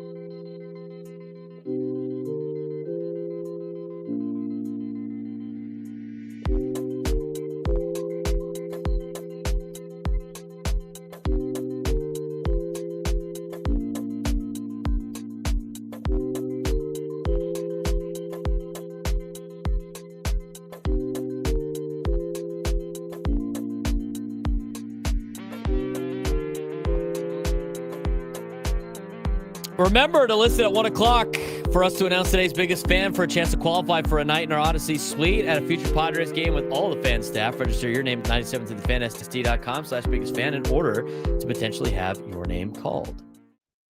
He's Frank Marchese. I'm Braden Surprenant. This is the Braden Surprenant Show. San Diego's #1 sports station, 97.3 The Fan. We're on each and every day from 10 to 2. We will be having our last show of the week tomorrow. And we got a jam-packed show tomorrow, Frank. Already. Yeah, we do. We're going to be the best postman you've ever seen tomorrow. We've got several.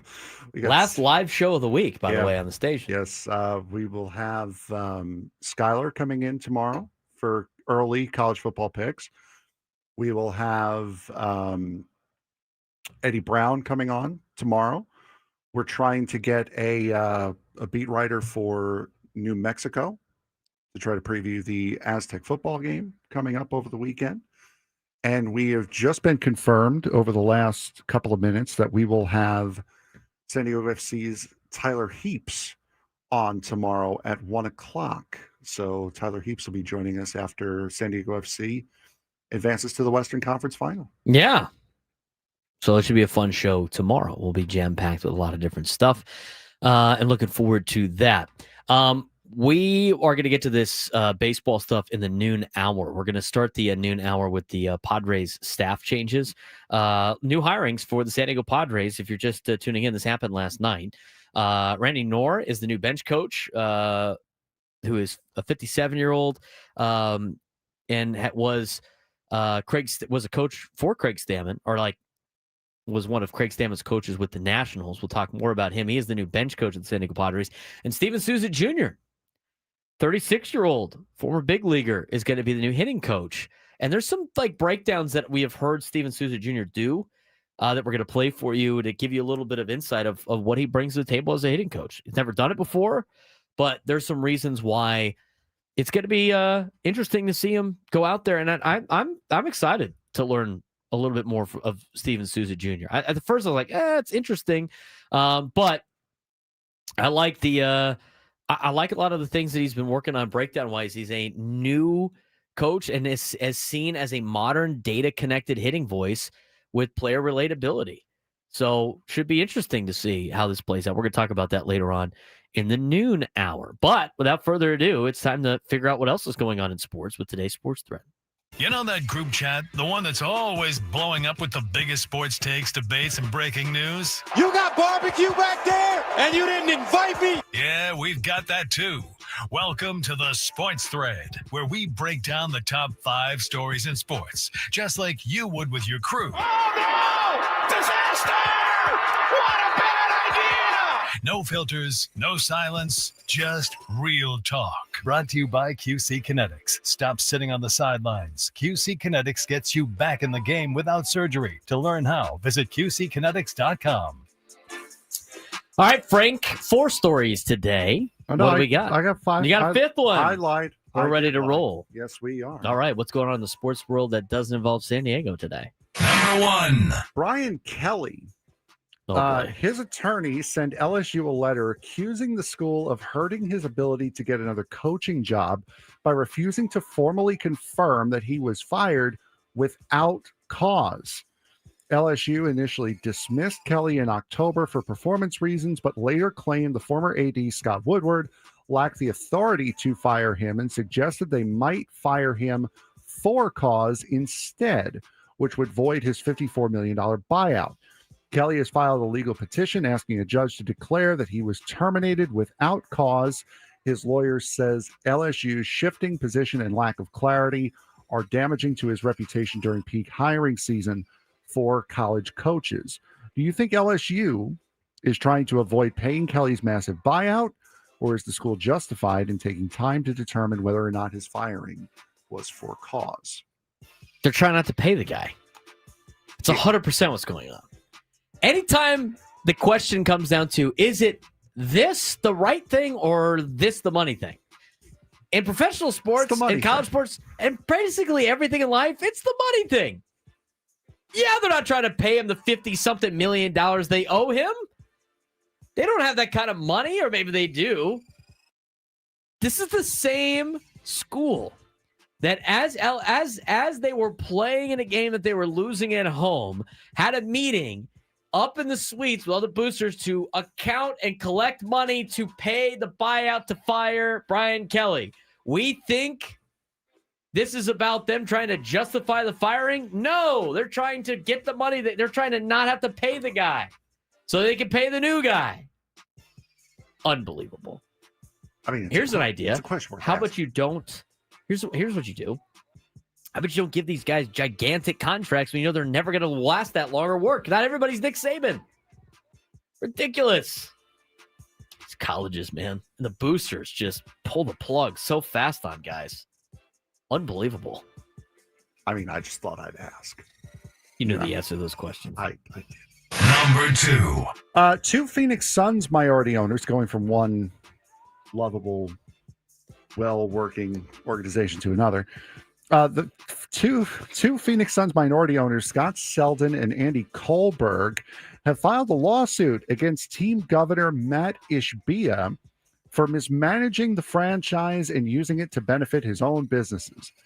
They claim Ishbia has run the team into financial losses, conducted conflicted transactions, including high-interest loans, leasing facilities for himself, and selling arenas naming rights to his own mortgage company, and attempted to dilute their ownership through an improper capital call. Ishbia denies all allegations, calling the suit a shakedown, and argues that the minority owners are resisting necessary investment to the team.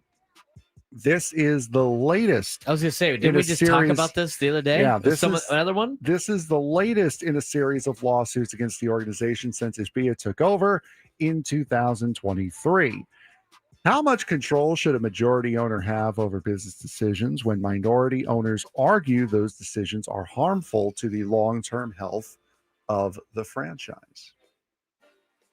Well, I don't know. What was the other lawsuit? Like they fired one of the owner's wives that was doing something or something like that? They fired an owner's wife for having an affair and then leaking information. There's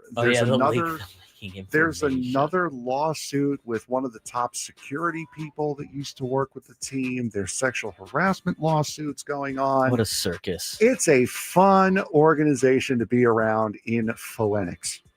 And that's like the best run one in that town. The Diamondbacks look good right now. Cardinals are like the worst. I mean, and the Coyotes don't even exist anymore. They turned into Mammoth. Mm-hmm. Wow. I don't really know what to say about this. I mean, it's, rich people politics, rich people problems. So you want to be a Phoenix Sun. Yeah. Number 3. Have fun with that.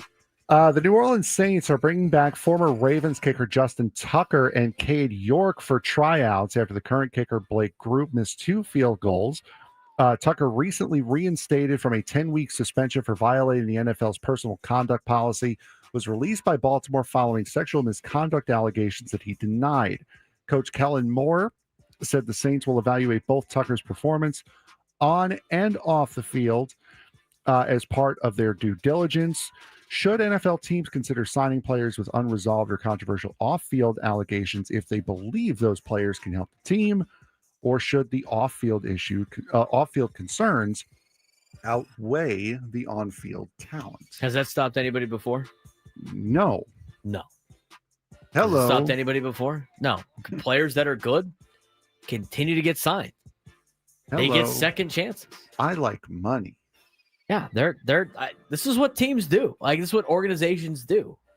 They can assume the risk if they want. If they want to go down that path, if they think the player is better than what their allegations are, they will do that.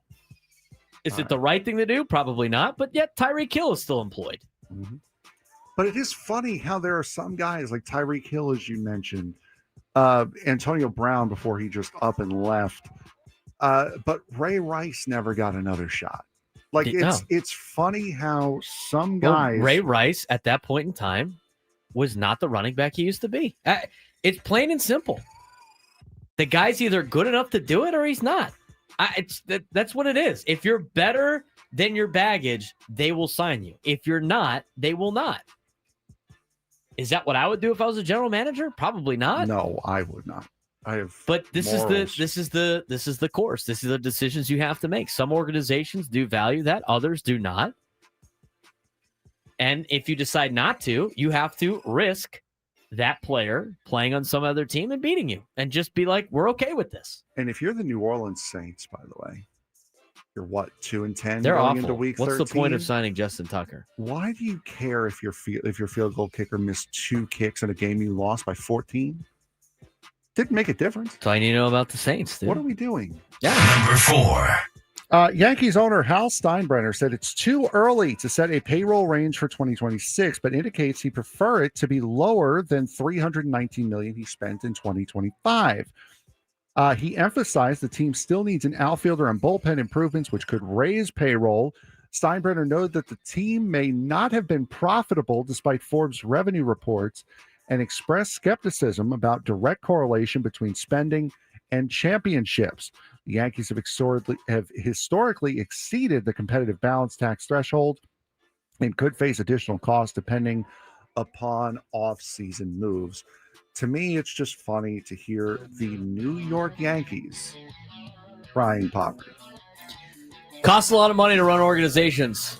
Revenue and profit are two totally different things. I get it.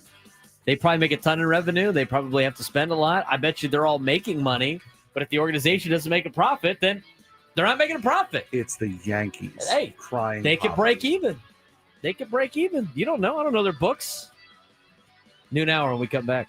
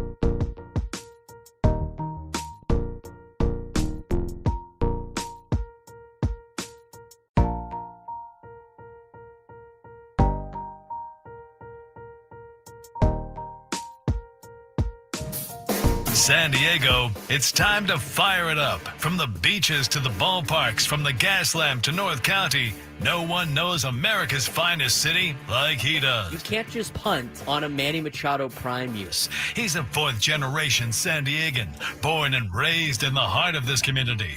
Passionate, opinionated, and always bringing you the real talk on your teams, your city, and everything in between. Braden totally knows his stuff. He's ready for the next step. That guy is good. Live and local, it's the Braden Surprenant Show. But I think Braden's one of the up-and-coming young stars in the media game in San Diego. Now, here's your host, Braden Surprenant. New lunchtime hour on 97 through the Fan. Not Braden Surprenant. This is the Braden Surprenant Show, live and local each every day from 10 to 2 on San Diego's number one sports station, 97.3 The Fan. So have a jam-packed show again tomorrow, as we will be talking about a lot of different stuff under the sun in the sports world.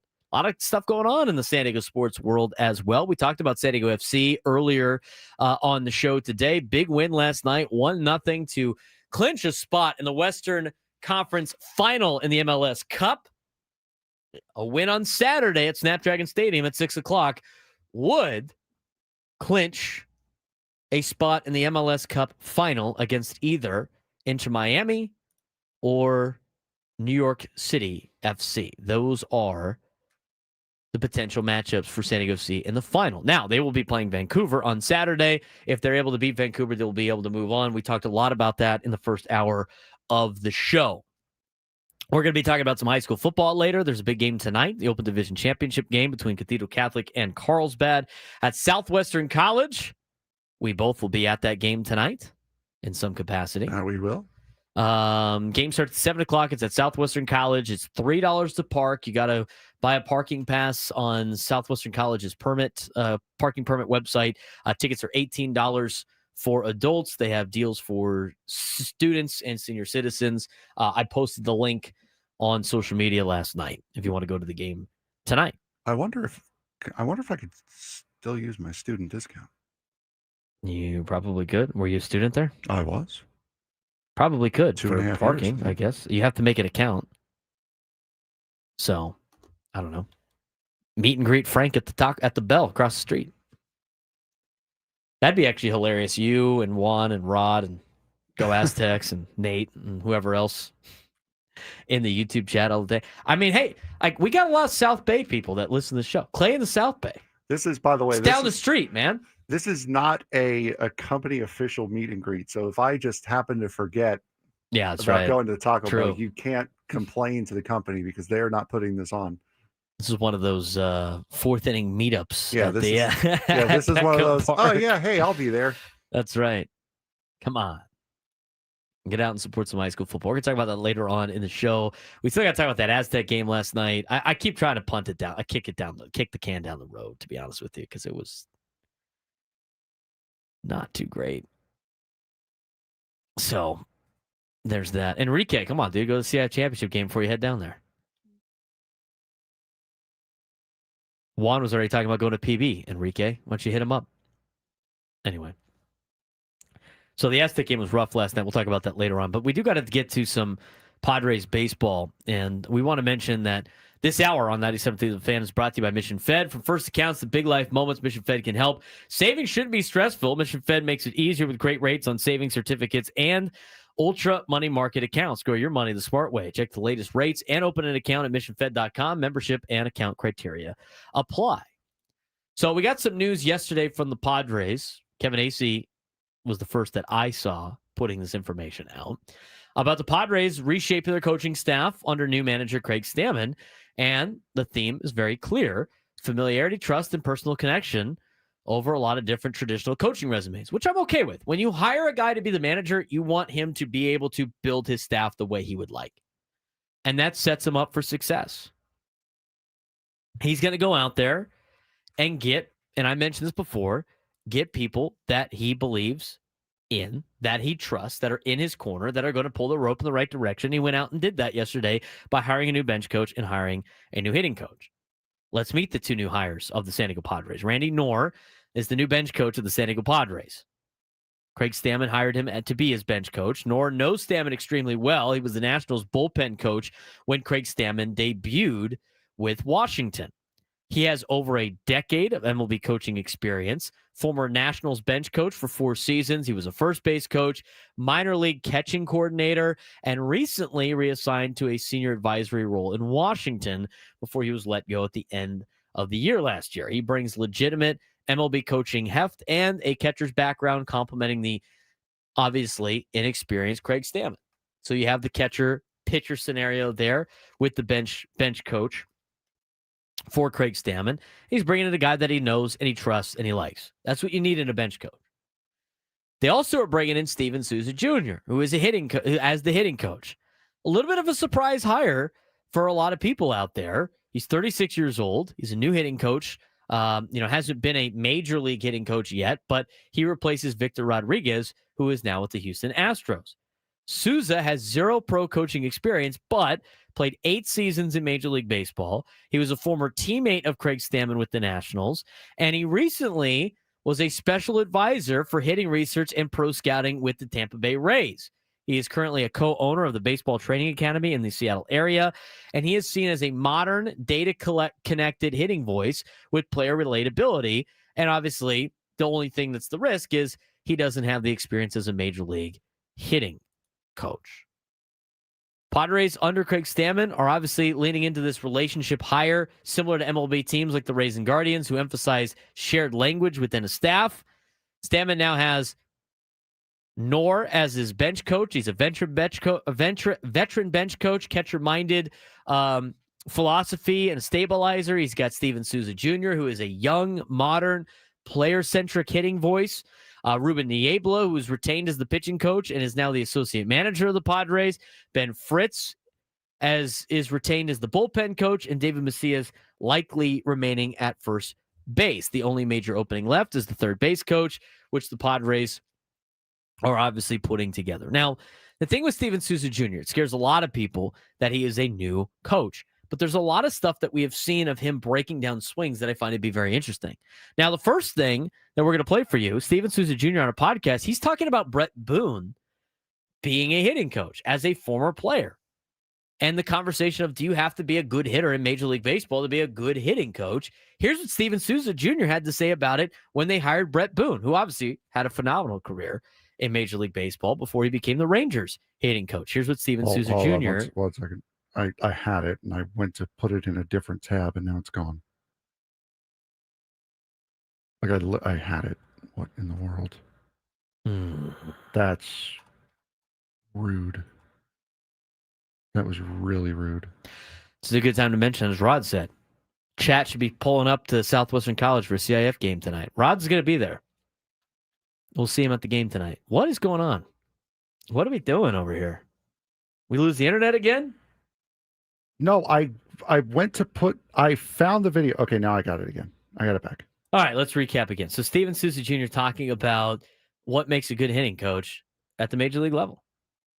There's instant credibility. Like, this guy's done it, been successful. I think you can go too far, say like, hey, if you played, you're automatically a good hitting coach. Like, that's not true. I've been around plenty of guys that have no idea what they did, and they explain it the way they did it, and that's all they know how. It's not just that you played in the big leagues. It's that some guys that played in the big leagues, they're very good at communicating how to have a good approach, how to have a good swing. They've kind of taken in the information from the guys that they played with in conversations and been able to try and fail a little bit. I thought JD was very smart. Like, I thought he knew the swing, and he actually knew how to like develop a game plan with some of the best guys in the league. It's just he didn't have the wherewithal sometimes to say it. And so having Edgar, as soon as he sits there and he says something, he's able to get respect right away. So it's him talking about like former players being hitting coaches. And just because you're a good hitter doesn't mean you're a good hitting coach. And just because you play Major League Baseball doesn't make you a good hitting coach. But there's a lot of different things that are put together in that particular sense. I want to play this for a couple of minutes. It's not super long. We're going to try to cut it off about 2 minutes. But this is Steven Souza Jr. on social media breaking down Julio Rodriguez's swing and some of the adjustments, just to give you a little bit of a taste of, what he sees, what he brings to the table as a hitting coach. Is it Julio Rodriguez's swing or is it Victor Robles' swing? Oh, he says Julio Rodriguez in the video, but he says Victor Rodriguez in the Victor Robles on the tweet. So maybe it is Victor Robles. I thought he said Julio Rodriguez in the video, but here's him breaking down the some of the mechanics and just to kind of give a sense of what he could potentially bring as a hitting coach. I watched this yesterday and got excited for what he could potentially bring as kind of that analytical guy and putting game plans together. What's going on, y'all? Want to do a little breakdown here on the surgence of Victor Robles coming over from Washington over to Seattle. Maybe some of the differences we see. So let's get right into it. We'll see on the left here with Robles, he has this leg kick, and as he goes back, right, his hips get a little uphill. Right there, they get a little uphill. And what this is going to do, this is going to cause him to just be a tick late, right? So when he gets down, he's going to have to start his swing immediately. And we see that, right? The foot gets down, heel's down, and he's already coming up off the other heel, okay? And what that forces you to do is it makes you work around the ball, right? It works around, east to west. Right? So you have to rush, you have to spin. You can see this by watching his shoulder just rip around, just trying to play catch up. Right? And that's constantly the situation we saw in Washington. Whereas if we go over here on the right, he's got this nice, simple move now. JD's done a nice job, right? Simplifying this move. He doesn't really get up in the air too much, right? And this is a strong, athletic kid, right? And so now when his heel lands, he hasn't really started anything but his back elbow, which is great. We want to get that running start, but his heel's in the ground. Both heels are in the ground. We call this the horse position right here, right? And what this is going to allow him to do is, number one, be on time more consistently, right? His foot's on the ground. He's able to get into the ball a lot quicker and make his decision. But number two, watch his back shoulder come through and stay in line with the ball. Watch how direct this swing is, right? It's going to get in the ball and chase it out to the point where his shoulder finishes all the way through the ball. I mean, that's good stuff right there. This guy's on a tear right now, having this nice direct swing. He's got all the tools So in the world. that's a little bit of Steven Souza Jr. breaking it down. The video I sent you, Frank, was actually a Julio Rodriguez one, so that's why that bad. was a little bit off. But it's okay. It's the same. It accomplishes the same thing. I think, when I first saw the news, it was like, okay, here's a guy that hasn't done it before. But I think he brings a new, young view of hitting, and I think it gets away from what the Padres ran into issues with last year of just kind of being way too old school, Frank. Yeah, and I think Go Aztecs just said it in the chat there. Hopefully the Padres don't follow his career 229 batting average. Sometimes people are better teachers than doers. He might not have the talent to be able to, even if he does everything correctly, he's just not as talented as a lot of other major leaguers that can, bring a good value there. So he has to be technically sound to be able to put together even that type of batting average, which that's why you see a lot of guys that haven't done very well in professional sports end up being really good coaches, as you were going to say. And that was me when I was growing up, especially like when I got into high school, was I knew what I had to do. Like I was a catcher. I knew what I had to do, and I can relay what I had to do. It was, for me, it was the physical action of actually doing it was harder for me. So like I knew where I had to be. I knew how I had to catch the ball. I knew how I had to slide behind it. But sometimes it's comfort for me. Some of the things weren't as comfortable doing it as it had been the amount of time that I'd done it. Sometimes it's just, as you mentioned, it's just not the natural skill just isn't there. But that doesn't, just because he was a bad player doesn't mean that he's going to be a bad coach. Sometimes, like he said it in the first clip, it's not always necessarily knowing how to do something. It's knowing how to communicate it effectively. And I think that's what Souza was getting at. And from what it sounds like, and from what I've seen in the breakdown clips that he's posted, he's a very effective communicator as to what is wrong and how it can be fixed. I think so too. I really I think there's some ways that he can bring some of these newer forms of baseball. And I think the fact that he worked with the Rays is very important. I mean, they are known for doing a lot of, getting the most out of not too much talent, right? Yeah. Or like Mhm. not a lot of money. And so now you apply some of those things to what the Padres have talent wise. I think they could do a lot of stuff. And then the other thing I read up on Steven Souza Jr. was talking about like the correct pitches to swing at. That's a lot of the Padres' problems too, is swinging at pitches they can't do damage with. It's been frustrating to watch. So I'm interested to see what comes out of this. And maybe he's a good voice for a guy like Fernando and Manny and guys that already have a lot of talent, and they dig into a little bit more. And it seems the way he described it was very simple. Yeah. And even that, like you were saying with the younger kids, because the Rays have a lot of guys who not only aren't great, but they're young.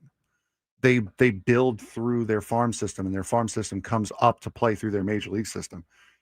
Let's just say you get into a situation where a couple outfielders get hurt and you have to bring up Tirso Ornelas this year. That is a guy who Steven Souza Jr. would know how to work with and know how to try to get the best out of him, because he's a younger guy. He's moldable, a guy that can listen. That is also the kind of guy that Steven Souza Jr. is going to help, not just the stars, but to be able to get like these these quadruple A players up and ready to go at the major league level. That is the kind of guy that Steven Souza Jr. has had the ability to work with and try to get the best out of over the last couple of years. Yeah, the more I read up on Steven Souza Jr., the more I like a different approach. I think the young characteristic is going to be good. I think it brings life into a organization. And the other thing, too, is you let Craig Stammen hire his coaches and guys that he believes in and guys that he knows are going to have his back. And that's half the battle. That's also crucial for a first-time coach, too. Mm-hmm.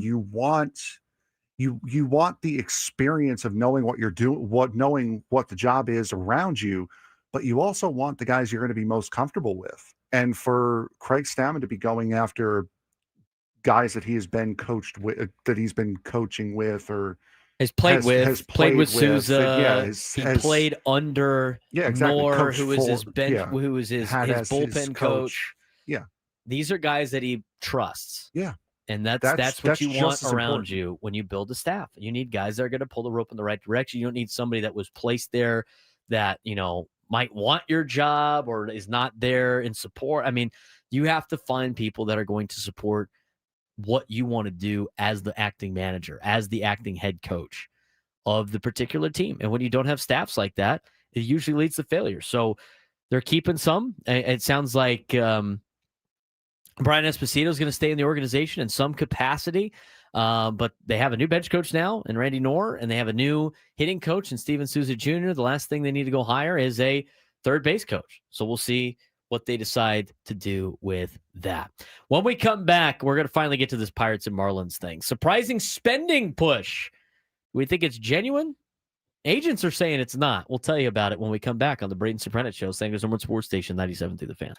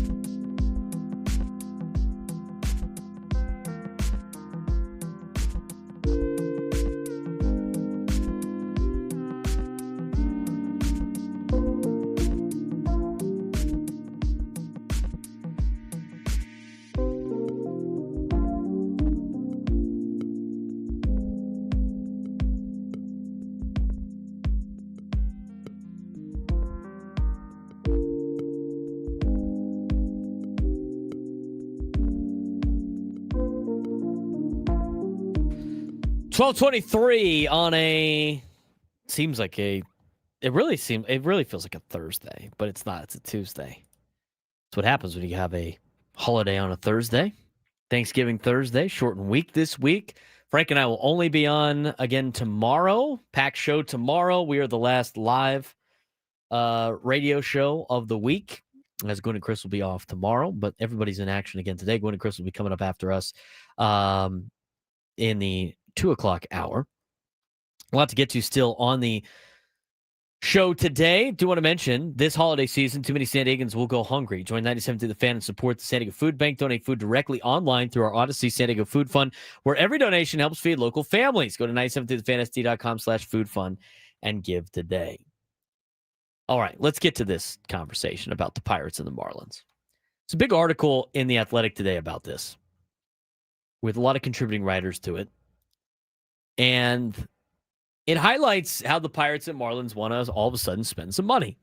Two of Major League Baseball's lowest spending franchises, the Pirates and the Marlins, have suddenly become active players in free agency and trade discussions. Both clubs are exploring significant additions this winter, including Kyle Schwarber, Jorge Polanco, Ryan O'Hearn, Kazuma Okamoto, and pitchers such as Michael King. But while both teams insist their newfound aggression is about opportunity and trying to build winners, agents and rival executives believe there is a deeper motive tied to the looming CBA negotiations and revenue-sharing politics.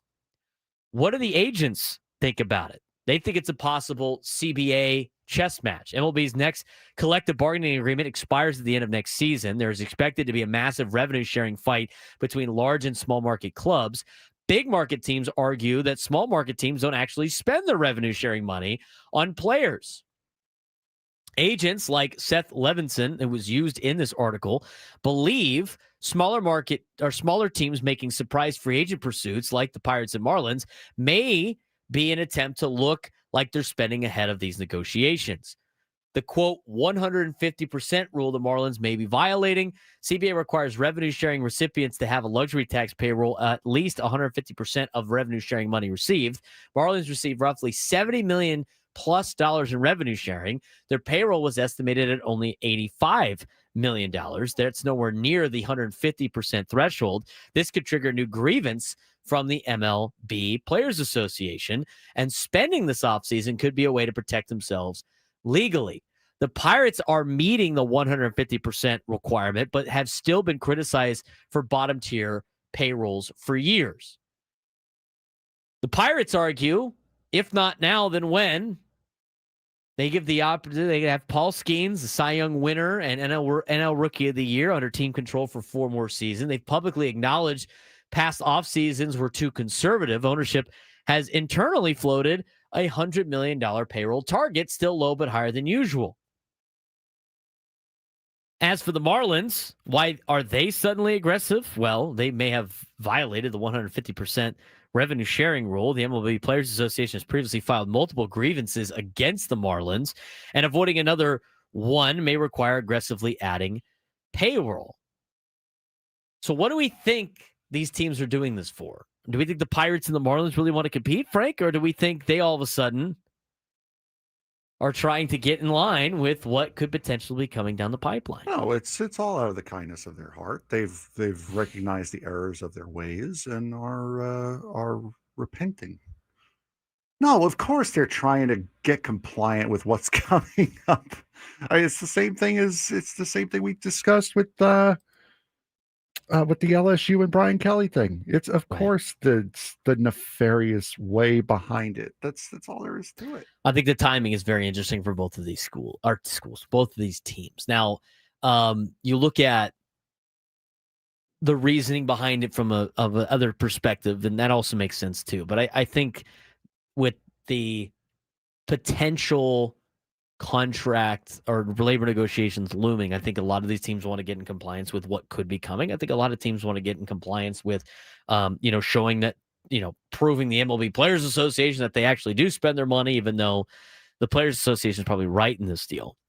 But if you look at potential targets, and again, I think a lot of these organizations, Frank, also say, they are in on players, and then they just come up short and say like, "Hey, look, we tried," but in reality, they were never in on said players. That's been rumors for years for certain organizations that want to get their name out there to show their fans that they're spending money or they're trying to spend money and they're not actually making any type of deals. I think that's also at play. Yeah, I mean, in that case, you can say that about anything. Why weren't the Pirates in on Ohtani in that case? I think they do it. I think they do it on realistic landing spots. I mean, I think they do it on realistic conversations of players where it's like, oh, people can believe that the Pirates could be in on Josh Naylor. But if the Pirates said they're in on Ohtani, I don't think a lot of people. Can you really believe that, though? I think from affordability standpoint, I think you could.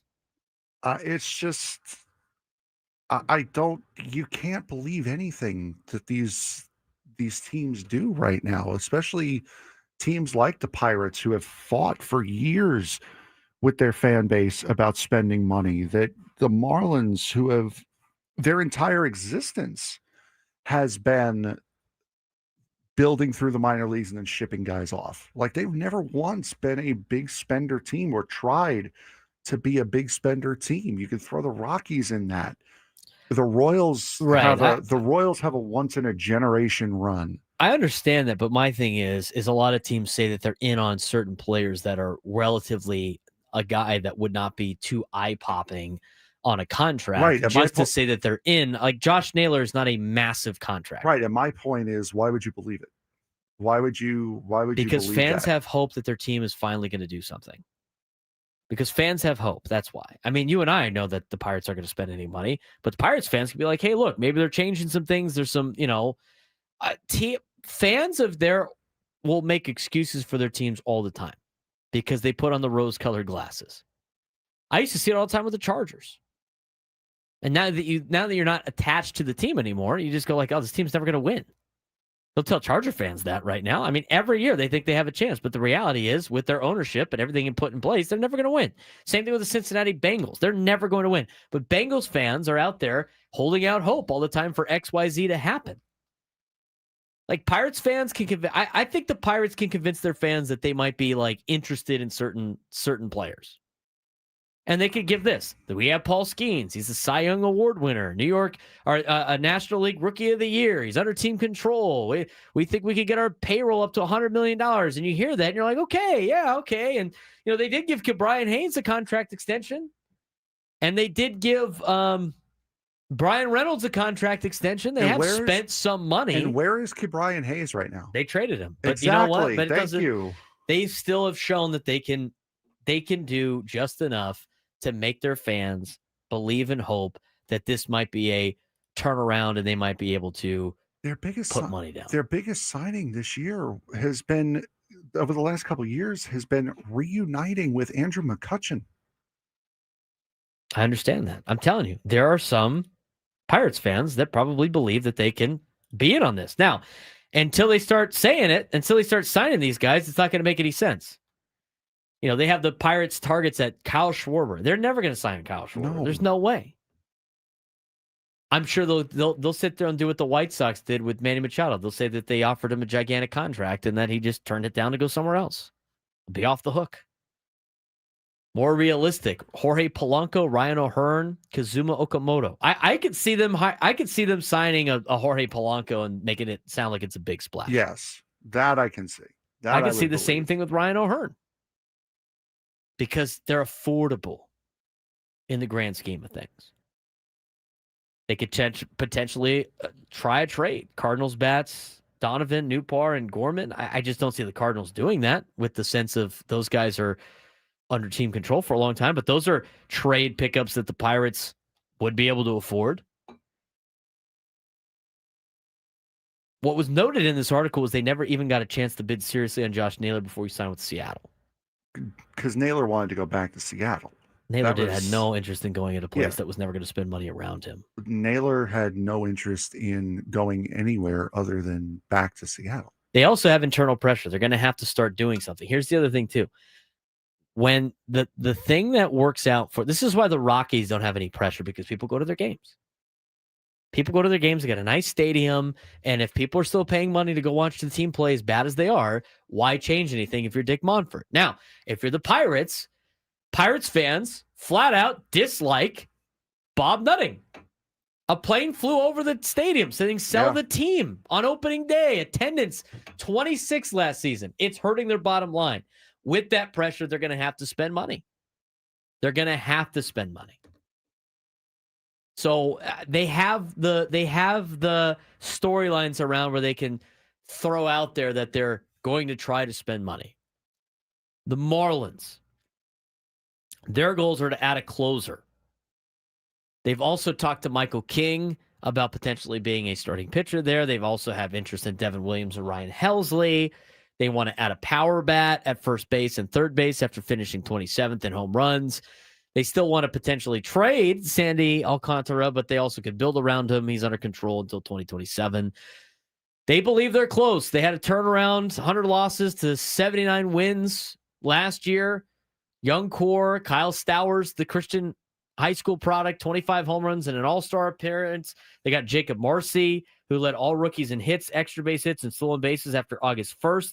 The player they got, one of the deals that the Padres traded with him. And they also got this kid named Agustin Ramirez, who had 20 home runs and 10 stolen bases, rookie catcher. Massive investment in infrastructure, new giant weight room, Dominican Republic complex upgrades, expanded front office. My whole thing on this entire conversation, though, with the Pirates and the Marlins is on par with you, Frank. Until they start doing it, it just falls on deaf ears for me. Exactly. And if they do start doing it, I'll have my questions about whether or not it's just for the new CBA. Exactly. It's all for nefarious purposes because of the timing of it, and what these franchises have been historically. It's not. This is not a genuine change in philosophy out of these owners. Yeah. I look at it and it's just, until they start doing it, I'm just not going to believe it. And then even then, as mentioned before, I think it's for a reason.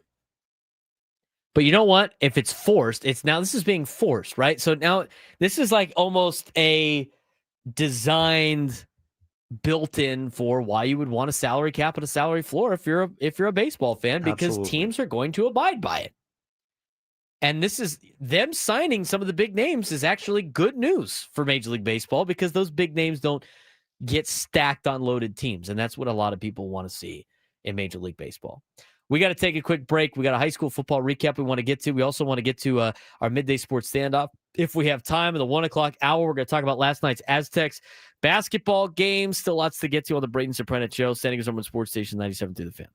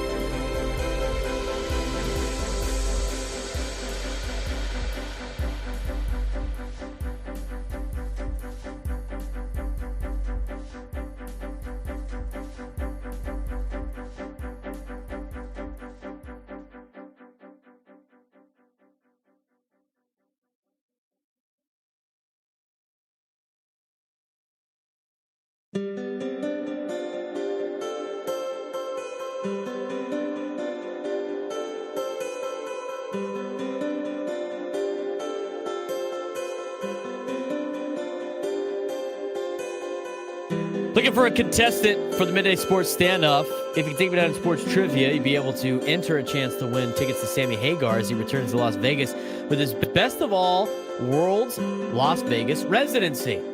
Get ready to rock with your favorite hits from the Van Halen years, Sammy's solo hits, and more, only in Las Vegas this March 11th to the 21st. And September 18th to the 26th, they'll be live at Park MGM. Tickets on sale now at Ticketmaster.com. 833-288-0973, 833-288-0973. We get some high school football stuff from this weekend. All the semifinal games happened last week, and we got a championship day tonight, 7 o'clock at Southwestern College. The Carlsbad Lancers taking on the Cathedral Catholic Dons. Should be a great game tonight at Southwestern College for the Open Division Championship. Winner will move on to the Southern California Regional, and most likely will play the winner of San Clemente and Los Alamitos in the Southern Section Division II final, which will happen on Friday. We got a lot of other games happening this weekend at Southwestern College. Again, tonight's $3 to park at Southwestern College. I posted a place to buy tickets if you do want to come out and watch the Dons and the Lancers. A lot of great players tonight for both teams. Should be a fun game between Cathedral and Carlsbad. A lot of great Division I talent going to be on display tonight, and it's going to be fun to see it. And we got great games coming up this weekend, as we had a big weekend last weekend. It was a championship ticket weekend across San Diego, and we got more fireworks than a 4th of July show last weekend.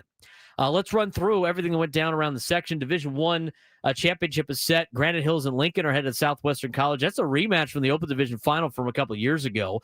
Granite Hills 9-3 on the season, leaned on the run for the first time all year in a 52-30 semifinal win over Mount Miguel. Eagles offensive line did a phenomenal job opening up holes for their running back. They ran it 34 times for 231 yards. Anthony Mater popped for 77 yards. Seth Rodriguez had added 75. Gage Spalding scored twice. Quarterback Zach Benitez, who came in with 3,377 yards and 44 touchdowns on the season, gave them 28 more on the ground while throwing for a seasonal 138. Defensively, Braden Wells had a pick 6, and Willie Spain, Wyatt McClelland, and Parker Johnson all had sacks as Granite Hills stuffed Mount Miguel 4 times on 4th down. They'll take on the number 1 seeded Lincoln Hornets in Division I, who beat San Marcos 49-35 behind another monster night from Junior Curtis. 320 yards and 4 touchdowns, his second straight 300-yard game. Rashad Robinson added 85 yards and 2 scores. Hornets only completed 1 pass all night, but ran for 461 against the Knights. The defense forced 4 second-half turnovers. Javion Allen had a pick and a fumble recovery. Alvin Gaston had a scoop and score for San Marcos. Crete McKinley threw touchdowns to Zeke McIntyre and Cutter Voorhees, plus ran in one. Karen Monaghan took a kickoff back 75 yards. For San Marcos, who finished very impressive 7-5 season after playing the best competition in San Diego all year long. Division I championship will be Saturday at 7:30 between Granite Hills and Mount Miguel. Division II, it was Santa Fe Christian who stayed unbeaten with a 35-20 win over Scripps Ranch. With the run game shut down, Dax Laburn went to the air, 226 yards and 3 touchdowns. Chase Woolley had 110 receiving and 110 in returns. Brady Berg did everything: a touchdown catch, a touchdown run, an interception, and 10 tackles. Balin Breeze, the son of Drew Brees, added a 21-yard touchdown reception, while Brody Caffrey took a pick back 95 yards. Santa Fe Christian, who is their offensive coordinator, is Drew Brees. They'll be playing in the Division II CIF championship game against Steel Canyon, who beat San Diego High 21-7 behind quarterback Gavin Kaha and his 2 touchdown passes to Jacob Henton, who, by the way, didn't play football for 3 years. This is the first year playing football. Abel Lopez added a 2-yard score. Steel Canyon over San Diego 21-7. You'll have the Steel Canyon Cougars and the Santa Fe Christian Eagles going after it in the battle of the number 1 and 2 seeds in Division 2, just like the number 1 and 2 seeds are going at it in Division 1. In Division 3, Central Union outlasted University City 44-42 thanks to a massive night from Matthew Lizola. 263 yards and 5 touchdowns out of the Wildcat look. Junior Camarena chipped in 87 yards and a score. UC got big plays from Quentin Demara, Deshaun Hill, and DJ Ferguson, who took a kickoff back 90 yards, but the game ended with CJ Acosta breaking up a pass in the end zone after earlier muffing a kickoff. Central got the dub by 2 points, and they move on to the Division 3 championship. Will take on Christian, the 6th seed in Division 3. They upset the 2 seed Army Navy 20-17 behind quarterback Caleb Runkle, who threw a two second half touchdowns and rushed for 51. Julian Moronis rushed for 81 yards. Soren Lucy had a pick and a touchdown catch. Christian knocked off the 3 seed Ramona in overtime. They knocked off the 2 seed in a thriller and Army Navy, and now they will try to knock off the 1 seed in Division 3 in Central in the CIF championship game. In Division 4, Eastlake beat Westview. That's the second Rancho Penasquitos team they beat in 2 weeks. They beat Westview 21-17 thanks to a gutsy fake punt late against the Wolverines. That set up a 24-yard touchdown run by quarterback Tyler Balco, who ran for 85 and threw for 79. David Bronco added 76 yards and a score, and Maximo Acosta sealed it with an interception.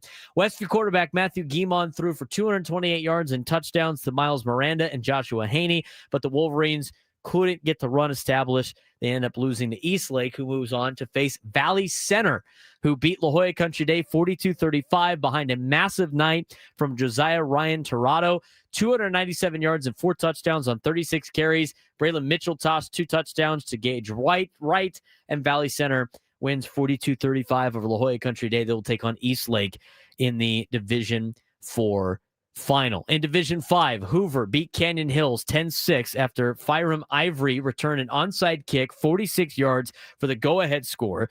Tanai Tuipulutu sealed it with an interception in the end zone. Hezekiah Manuel threw for 171 and ran for 73.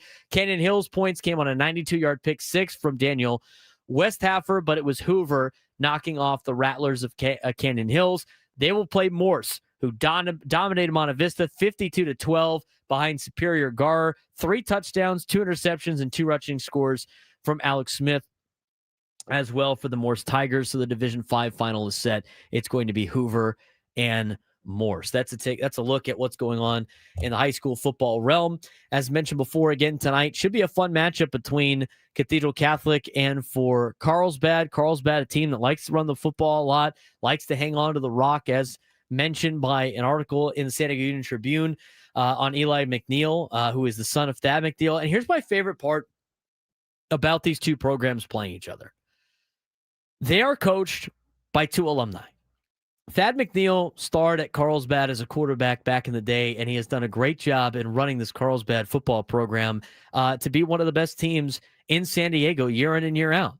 And now he has the ability to lead his alma mater to a potential open division championship with his son at quarterback. I mean, what a special moment that is for the Carlsbad side, and a story to watch for the Carlsbad Lancers. I mean, Eli McNeil is a kid that grew up on the sidelines at Carlsbad High School now, and it got to see a lot of the great quarterbacks at Carlsbad play, and now gets to play for one of those great quarterbacks in Christian Chapman, who's the offensive coordinator at Carlsbad, and the long legacy of quarterbacks at Carlsbad High School.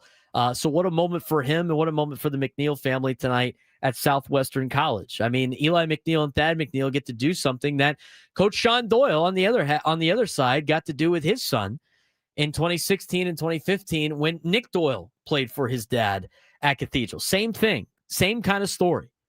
Sean Doyle is an alumni of the University of San Diego High School. He is a Dons alum. He has led the program for so many years. He has accomplished a lot of great things. Most of his staff are alumni, just like Thad McNeil's got a lot of Carlsbad Lancers alumni on their staff.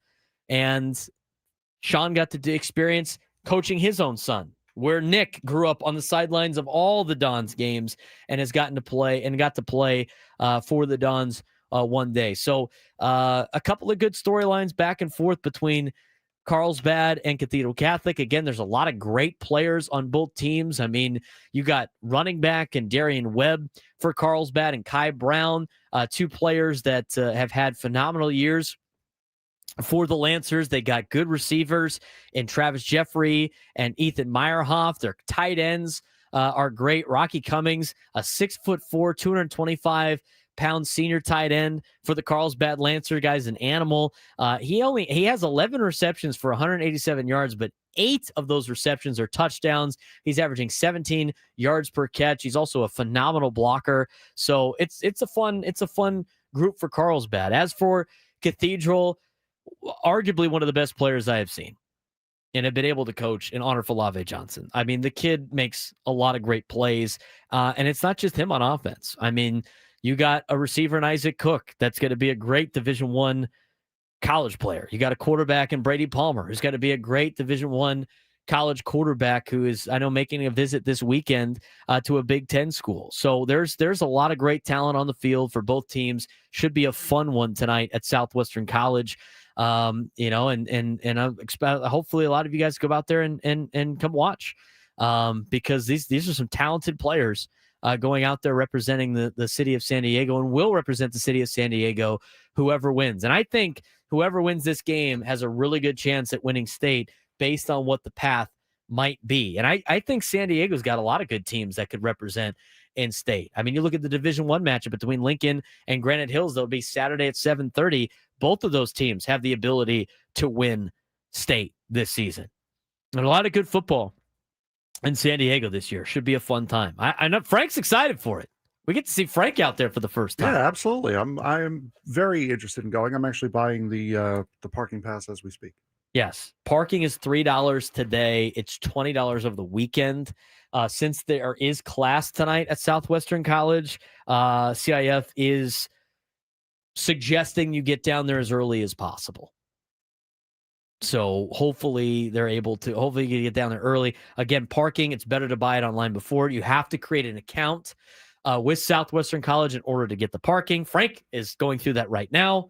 So it's a little bit of a couple of process steps. The permit you're looking for after you fill out the account, after you create the account, the permit you're going to be looking for is daily permits by calendar day. You click on which day, tonight, and then you can add it to the cart. All Carlsbad parents, all Cathedral parents, everybody that's potentially going down to the game tonight, if you haven't done so already, get the parking and sign up now so you don't have to sit in your car trying to do it and trying to go down there and park on a school night. Southwestern College does have school today, so that's the warning on that. When we come back, Aztec basketball, we'll talk about it in the 1 o'clock hour.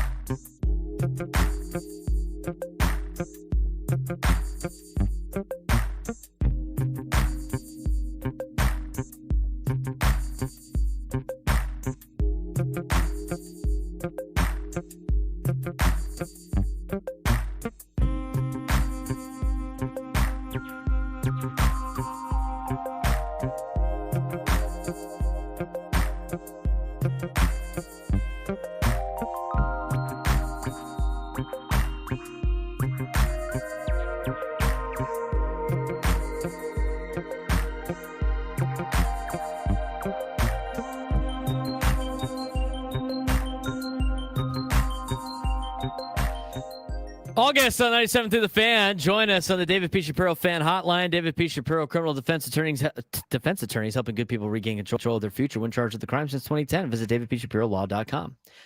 It's that time again, Frank. I agree. It's that time again. It's time for what?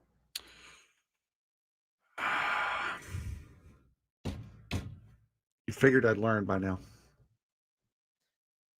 Have a hint? It's the same thing every day at 1 o'clock for our show. I'll give you a hint. That's what I asked for. Rod. Come on, Frank. Stick. It's time for the biggest fan, Frank. Missed it again. That's the thing. We're going to get better at this. We are. We'll figure it out. Today's biggest fan. Congratulations to today's biggest fan, Melanie Arnold in El Cajon. Melanie Arnold in El Cajon. Give us a call within the next 10 minutes at 833-288-0973, 833-288-0973, and you'll qualify for our grand prize. 20 tickets for you and your friends for a night in our Odyssey suite at a Padres game with all the fan staff later this season, catered by Spiro's Mediterranean Cuisine. Remember to register your name at 973thefansd.com/biggest fan. Melanie Arnold and El Cajon, 833-288-0973, 833-288-0973. You got 10 minutes. Melanie, give us a call. You will qualify. Sounds good.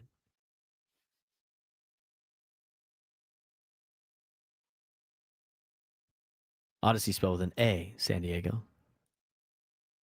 In the chat. All right. 833-288-0973, 833-288-0973. While you're waiting a phone call, we do have a phone call. We're going to talk about Aztecs basketball in a second. Did you see Go Aztecs in the Twitch chat? What? No, I did not. He said, Padres, please have breaking news so we don't talk about the Aztecs basketball game last for night. goodness sake. I'm not seeing anything. Well, neither am I. We're going to talk about the Aztecs basketball team. That was not fun last night, let me tell you. All right, let's get to David in San Diego. David, you're on the Braden Surprenant Show. What's going on? Not much, Braden here. I just want to wish you and your Dons good luck today.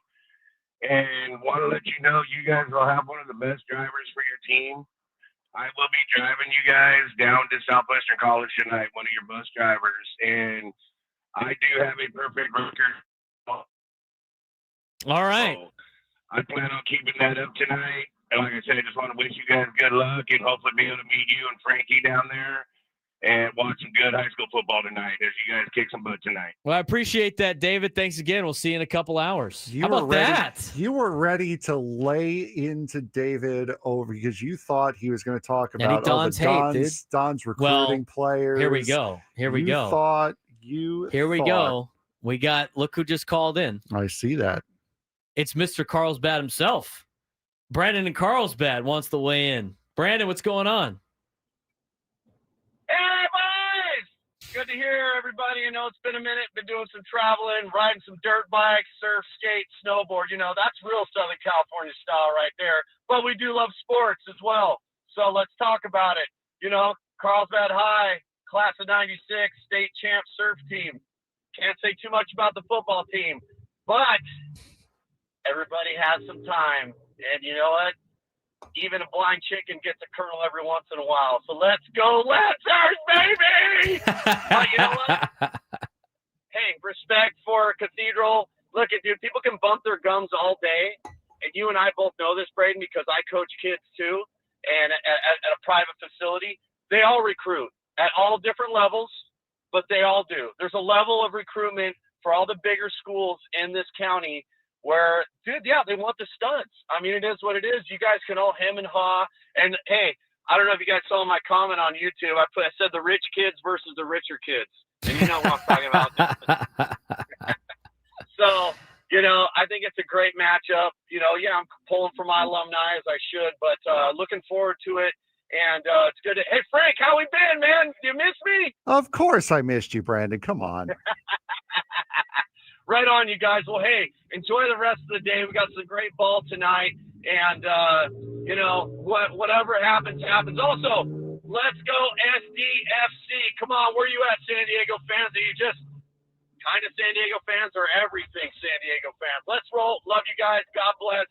Let's go, Lancers. Talk soon. Yeah, appreciate it, Brandon. There you go. We got a Don's phone call and we got a Lancers phone call today. It's great. It's called equal time. Shout out to David in San Diego, our bus driver tonight. That's awesome.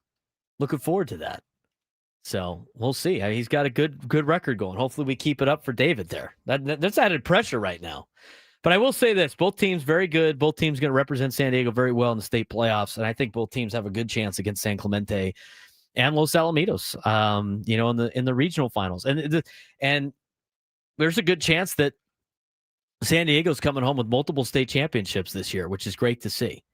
I mean, the open division in state's going to be whoever wins Division I in the southern section, which I think is Santa Margarita, and I forget who Santa Margarita is playing. But that playoff is hell on earth. How difficult that is to make it through that playoff. They'll play probably De La Salle in the CIF in the state championship game, and then in the Division I AA, my guess is going to be Los Alamitos / San Clemente versus Carlsbad / Cathedral Catholic, and a winner will probably take on Folsom in the Division I AA championship. And then my guess would be Lincoln or Granite Hills will represent San Diego in the Division 1A SoCal championship game, and they'll probably have to play another southern section team as well. But I like the chances for the San Diego teams moving forward. We'll talk more about that probably next week when we get all the matchups in place. But tonight is the Open Division Championship game. Let's get out to Kevin in Chula Vista. Kevin, what's going on? Welcome to the Braden Surprenant Show.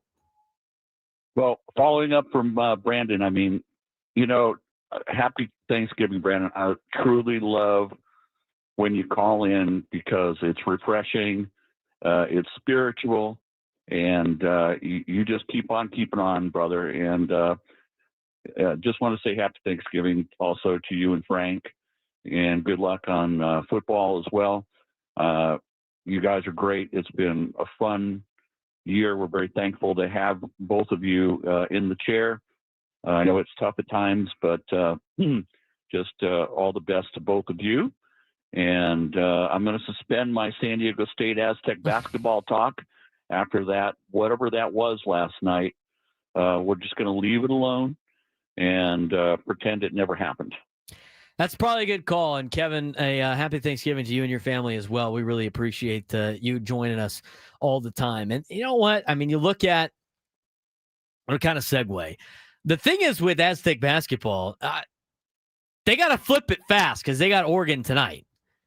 So we're going to talk about this Michigan game, and that's a good segue into our conversation about the game last night. Aztecs suffered one of the worst defeats in program history last night. They got ran out of the building, out of the Michelob Ultra Arena by number 7 Michigan in a 94-54 demolition at the Players Era Festival in Las Vegas. The game was competitive for only 4 minutes. San Diego State led 5-0. Then Michigan went on a 17-2 run and never looked back. The Wolverines, armed with one of the top NIL-funded rosters in the country, overwhelmed San Diego State with size, pace, physicality, depth, and shot making. The 40-point loss is San Diego State's worst loss since 1999 when they lost 86-38 against Utah, a game that helped spark the hiring of Steve Fisher. San Diego State is now 2-4 in its last 6 games, going back to last season, the Mountain West Tournament, and the NCAA First Four blowout against North Carolina. A team advertised as one of the best in school history suddenly looks confused, overmatched, and lacking identity. Brian Dutcher is the biggest class act coach I've ever met, I've ever seen. Because what does Brian Dutcher do last night? He takes all responsibility for the game. He is the classiest guy ever. He said last night, when you're bad from the top. And you're bad from the top down. And I'm the top. He said San Diego State must forget the game immediately or risk losing again Tuesday against Oregon, which I agree with. And he's called on his players to drown the noise and rebuild their swagger. That's exactly what San Diego State has to do. But if you look at the numbers, you take a deeper dive in the numbers. Aztecs shooting percentage, 27%. From the field. Michigan shot 50%. You're not going to win a lot of games doing that. Not going to win any games doing that. Points in the paint. Michigan 38 to San Diego State's 12. Rebounds. Michigan out-rebounded San Diego State 49-34. Second chance points. Michigan 22-3 in second half. Or sorry, I say second chance points. 6 Wolverines scored 10-13 points last night. San Diego State's offense was disastrous. Starters had just 21 total points. Starting lineup shot 17% combined from the field. And Magoon Guathu finally got to start again for the first time. 7 points, 5 turnovers, no blocks. He's still coming back from the knee, so you got to give him a little bit of time.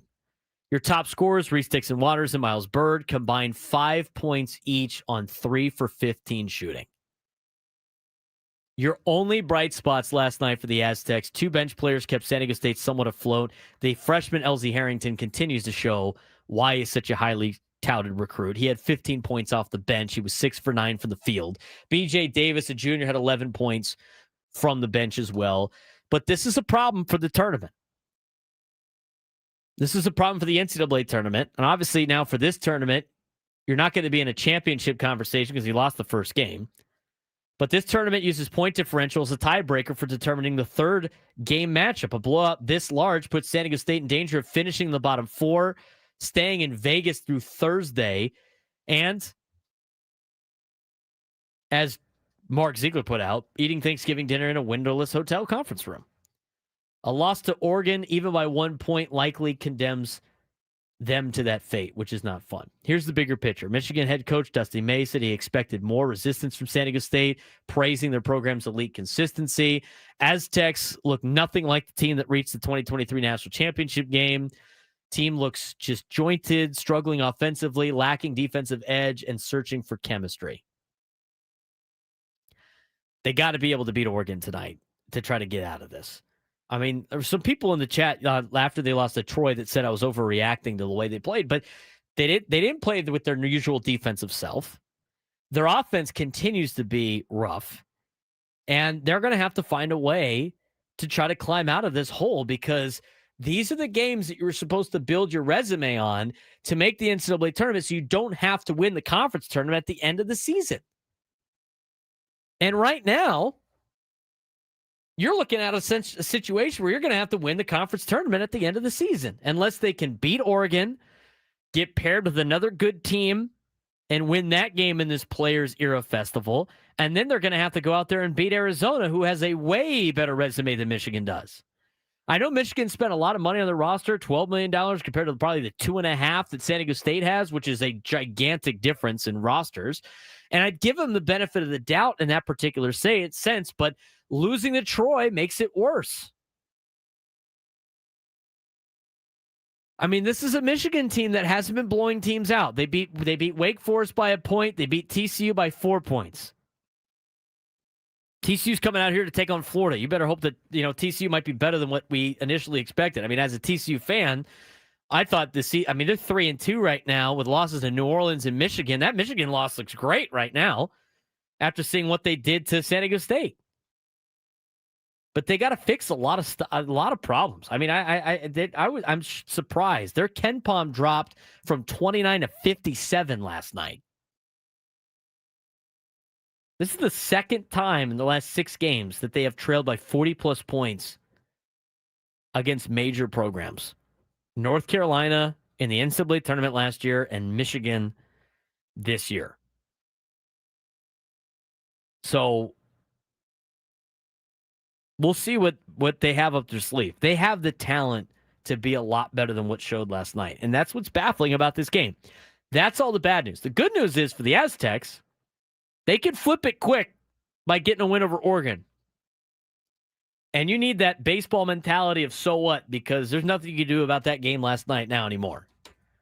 But the Aztecs that's a must-win game tonight, Frank, if they want to make the NCAA tournament. As crazy as that sounds, this early in the season, that's what it's looking like right now. Yeah, no, and that's also part of the problem with these big tournaments and these massive amount of teams is that you're playing teams that most likely are going to be in the NCAA tournament or are fighting for a spot to be in the NCAA tournament, and you're diluting the tournament by knocking some of the teams out this early in the season, which is effectively what it's looking like is going to happen with San Diego State. I mean, you have to take care of business tonight against Oregon.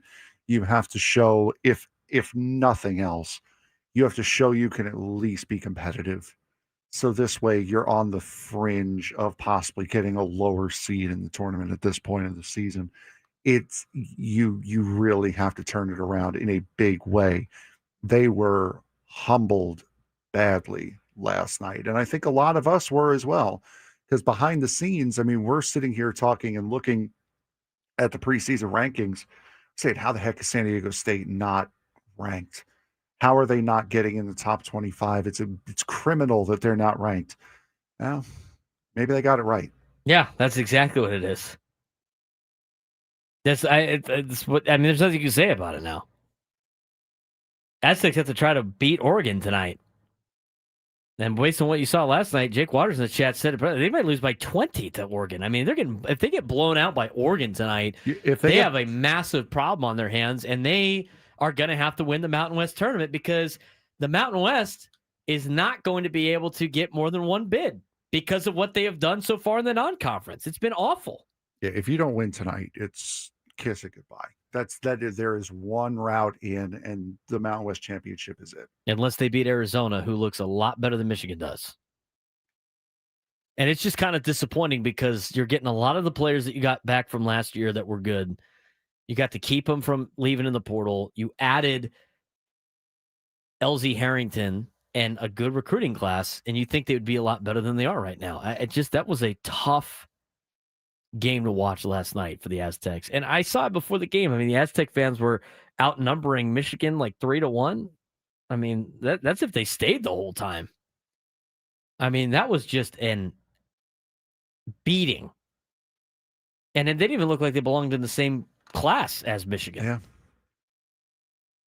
But just the offense has been awful. They don't have the biggest problem for the Aztecs right now. They don't really have a point guard, and they don't have big men that can get rebounds compared to Power 4 teams. Like, they don't have the physicality or the strength inside. And that's been the Aztecs' problem a lot. And the times that they have been able to go on runs, they've had guys that are bigger in the paint that can handle that problem. But right now, they don't have that. And Arizona, coming up on December 20th, might be the number 1 team in the country by the time the Aztecs play them in Phoenix. Because they've looked really good. So, tough game last night for San Diego State. We'll talk more about that in a little bit. We do want to dive into some other things. We have a couple of segments left, but when we go to break, as we go to break, we do want to put up for grabs those tickets to see Guns N' Roses.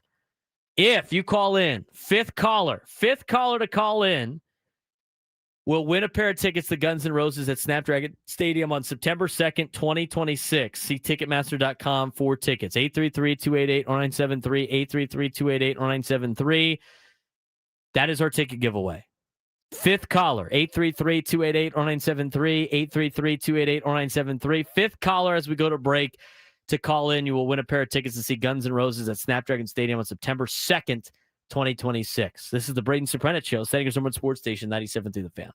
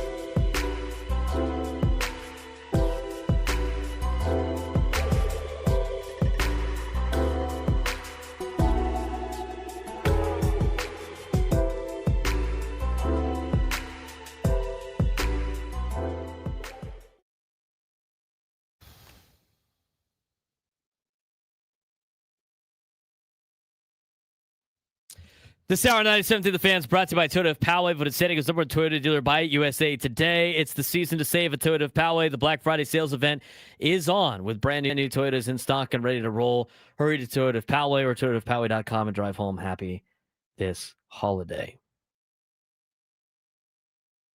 Let's get to, we have a little bit of time, and I want to mention something that we should have mentioned a couple of weeks ago, but I thought Don Norcross did a great job this morning in writing an article about Marshall Letourneau.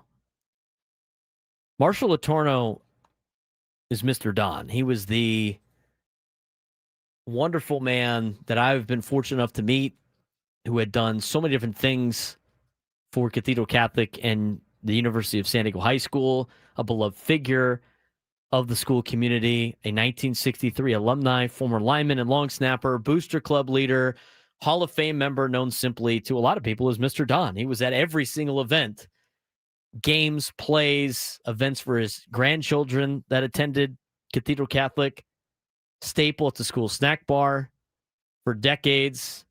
He was also tireless handyman and plumber, still working job sites and fixing things for family right up until the day he passed away. We lost Marshall 2 weeks ago, 3 minutes before we kicked off against Mission Hills.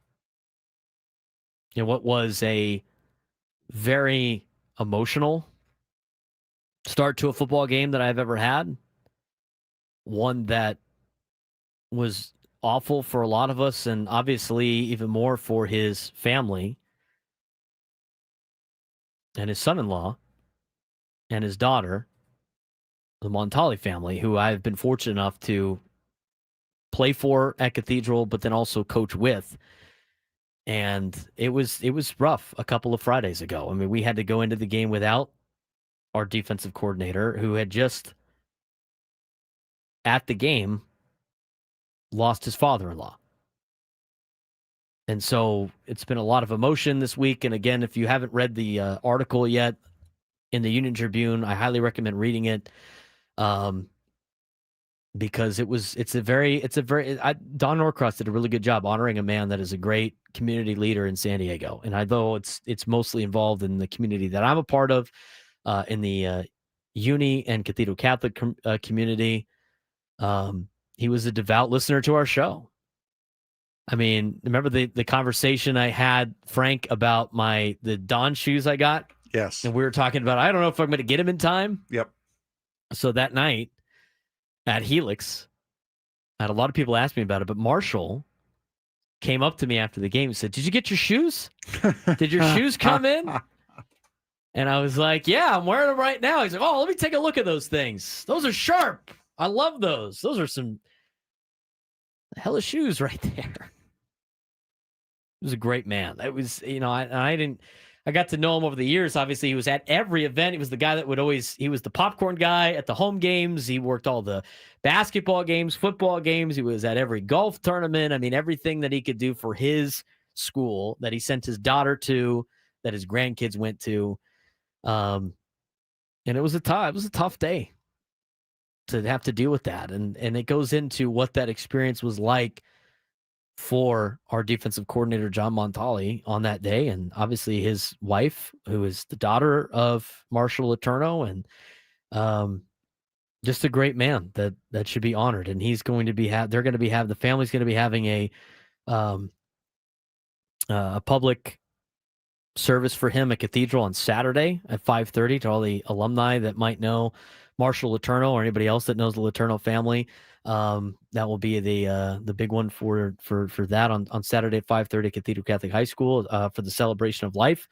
But again, it's going to be a heavy heart tonight for Coach Montali. But I sent you that article, Frank. I mean, it was a really good job by Don Norcross. Yeah, no, that was an absolutely beautiful article, a beautiful tribute to him, and to have I mean, it was an unbelievable article. Teared up reading it, and I could tell. I mean, I could tell from you a couple of weeks ago telling me off air, but you can really tell and feel through the article that is a huge loss for the Cathedral Catholic Don family. Yeah, and then it's just I've never experienced anything like that before. It was not.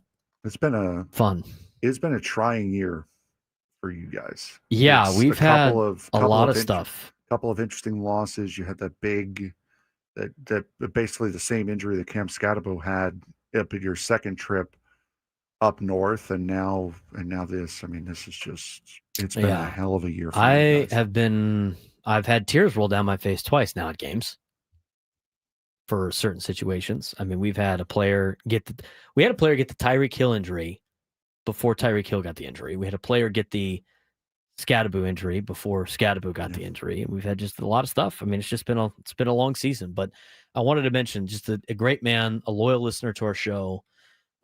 He would listen every single day, and every Friday night I'd get the update on the week from Marshall about everything that we would listen to, and it was fun to talk to him about a lot of different things. Talk about the Padres and all these other stuff. So, it's gonna be it's tough not to see him there. So I have I wear for everybody that doesn't know, I wear the white belt for Mario Fierro, who was one of my coaches that was murdered, and he used to wear the white belt all the time, and I still wear it. And my mom goes, "When are you gonna get rid of that ridiculous white belt?" And I said, "When I stop coaching." Yeah.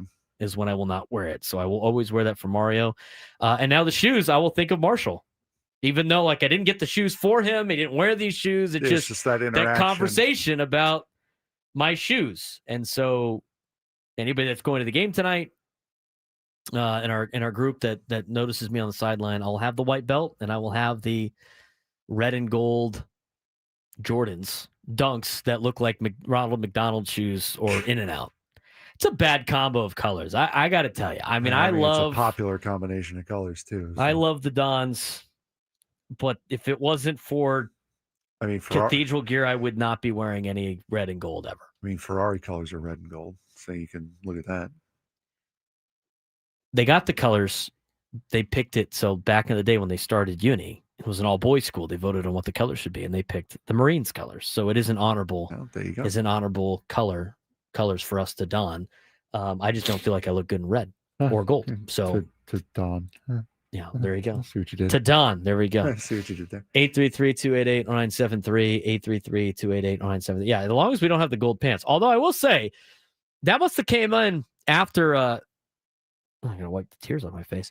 I'm getting too. Yeah. The Dons did win a state championship with gold pants when Tyler Gaffney was on the team, so they broke the curse. But ever since then, they haven't done the same. Let's take a quick break. When we come back, we get back to your phone calls, and we'll talk about something that's going on at San Diego State that was in the news. And I don't know if I don't really have that. I don't know if it's justified or not for what they're doing with tuition hike at San Diego State. But we're going to tell you all the information that you need to know about it to kind of finish up the show and talk Aztecs Oregon when we come back on the Braden Surprenant Show, San Diego's #1 sports station, 97 through the Fan.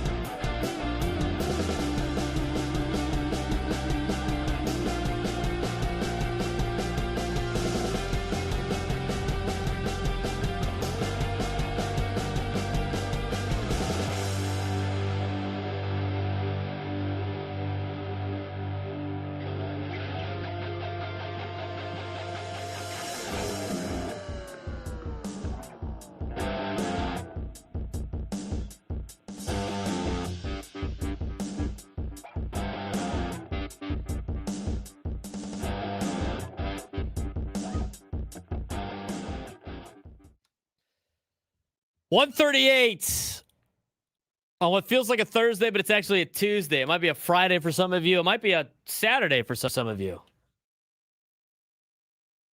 Based on traffic, I would say it's Saturday for a lot of people. What? How's your commute to work the last couple days? Horrid? Why do you gotta jinx it, dude? Like, come Your on, commute man. home is not bad today. And your commute to Southwestern College. Oh no, the commute to Southwestern College is cakewalk. That's gonna be just people annoying me walking slow in the middle of the sidewalk. But are you walking there? I could. You could walk there? I'm not going to, but I could. I was gonna say you could save $3 by walking. No, I already paid the $3. Oh, that's true. But no, I don't know what the deal was getting onto the 125 from the 8 yesterday, but that was uniquely bad yesterday.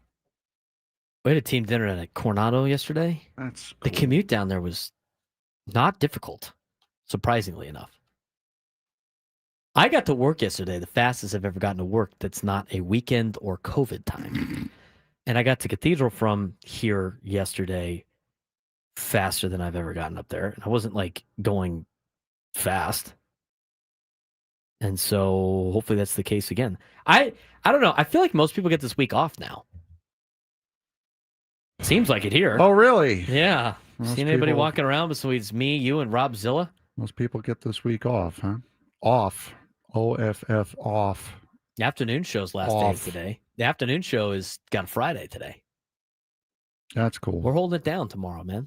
We're holding it down tomorrow. We got a lot to talk about tomorrow. We got Aztecs basketball. Oof. We got a boatload of guests, as we mentioned. We have Tons of guests. You know, I'm just trying to add more and more and more. Yeah, we have Tyler potentially. Heaps coming on tomorrow. Like I said, we are going to be. Skylar's on tomorrow. Eddie Brown probably will join us tomorrow. We are going to be the best postman in the known world tomorrow. We're not doing the. Have you seen the meme going out right now? A quarterback kneel this week at work. Yeah. Run this play 3 times. Probably not the case. We got great basketball going on in the Players Era Festival, which a lot of people don't like, just because the atmosphere. I mean, look how many people are at the St. John's Baylor game. I mean, St. John's and Baylor is a great game. Like I said, guys, so many empty seats. If you just bring everybody down, do what AEW used to do.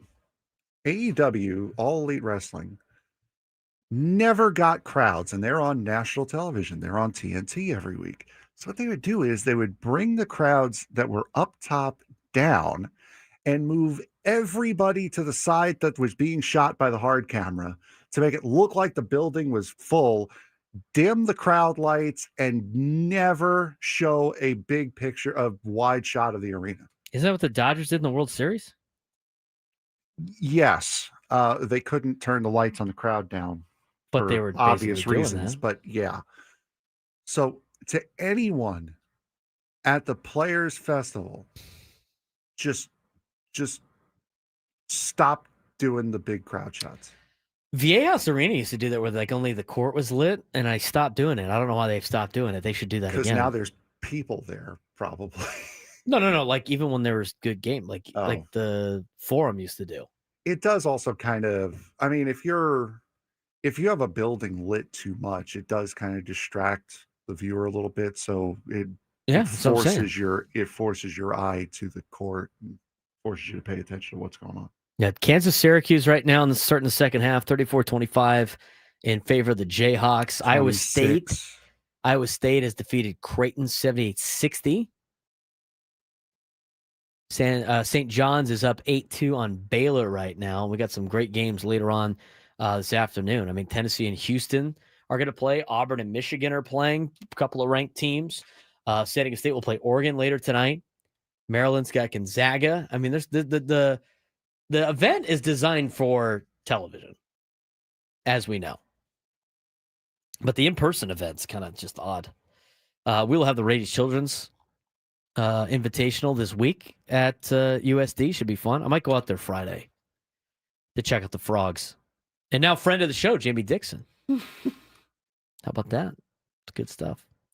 All right, let's talk about this for a second. All right, let's go back and forth on this thing here. You want to lay out for us exactly what's going on? It's funny, it's been in the news, but San Diego State is proposing a new student fee increase. Frank, what are we talking about? Yeah, so San Diego State, here it is facing serious athletic department deficits and limited state funding, is proposing a 45% increase to its mandatory instructionally related activities, IRA fees, which primarily funds athletics. This would raise the annual fee for students from $580 to $840, with 95% of that increase, about $9.7 million per year, going directly to the athletic department. If approved, the student contribution to San Diego State athletics would rise from $16.3 million to $26 million annually, placing San Diego State among the top 10 public universities top 10 public universities nationally in student-subsidized athletic funding. Yeah, that's not great news. This is like the conversation I have all the time when it comes to everybody that had the argument that these players are getting a raw end of the deal, and like all these administrators are making all this money and they're stealing all this money. A lot of athletic departments cannot fund to do the things that they need to do at the D1 level. They can't. And San Diego State right now obviously has a lot of problems. They have a athletic department that projects a $5.3 million deficit for 2024-2025 because the Mountain West has withheld distributions to offset San Diego State's attempted conference exit. The deficit could really be $11.4 million or more. Ticket sales have declined after a 3-9 football season. Snapdragon Stadium project has a $25.4 million shortfall, and federal financial disclosures show a $29.1 million deficit in 2024. Not to mention, your state funding is shrinking. California faces an $18 billion shortfall next year and possibly $35 billion the following year. Increasing institutional support for athletics is unlikely while academic departments are being cut. Athletics costs are rising. San Diego State argues that it needs stable funding to remain competitive in Division I and attract donors and attention.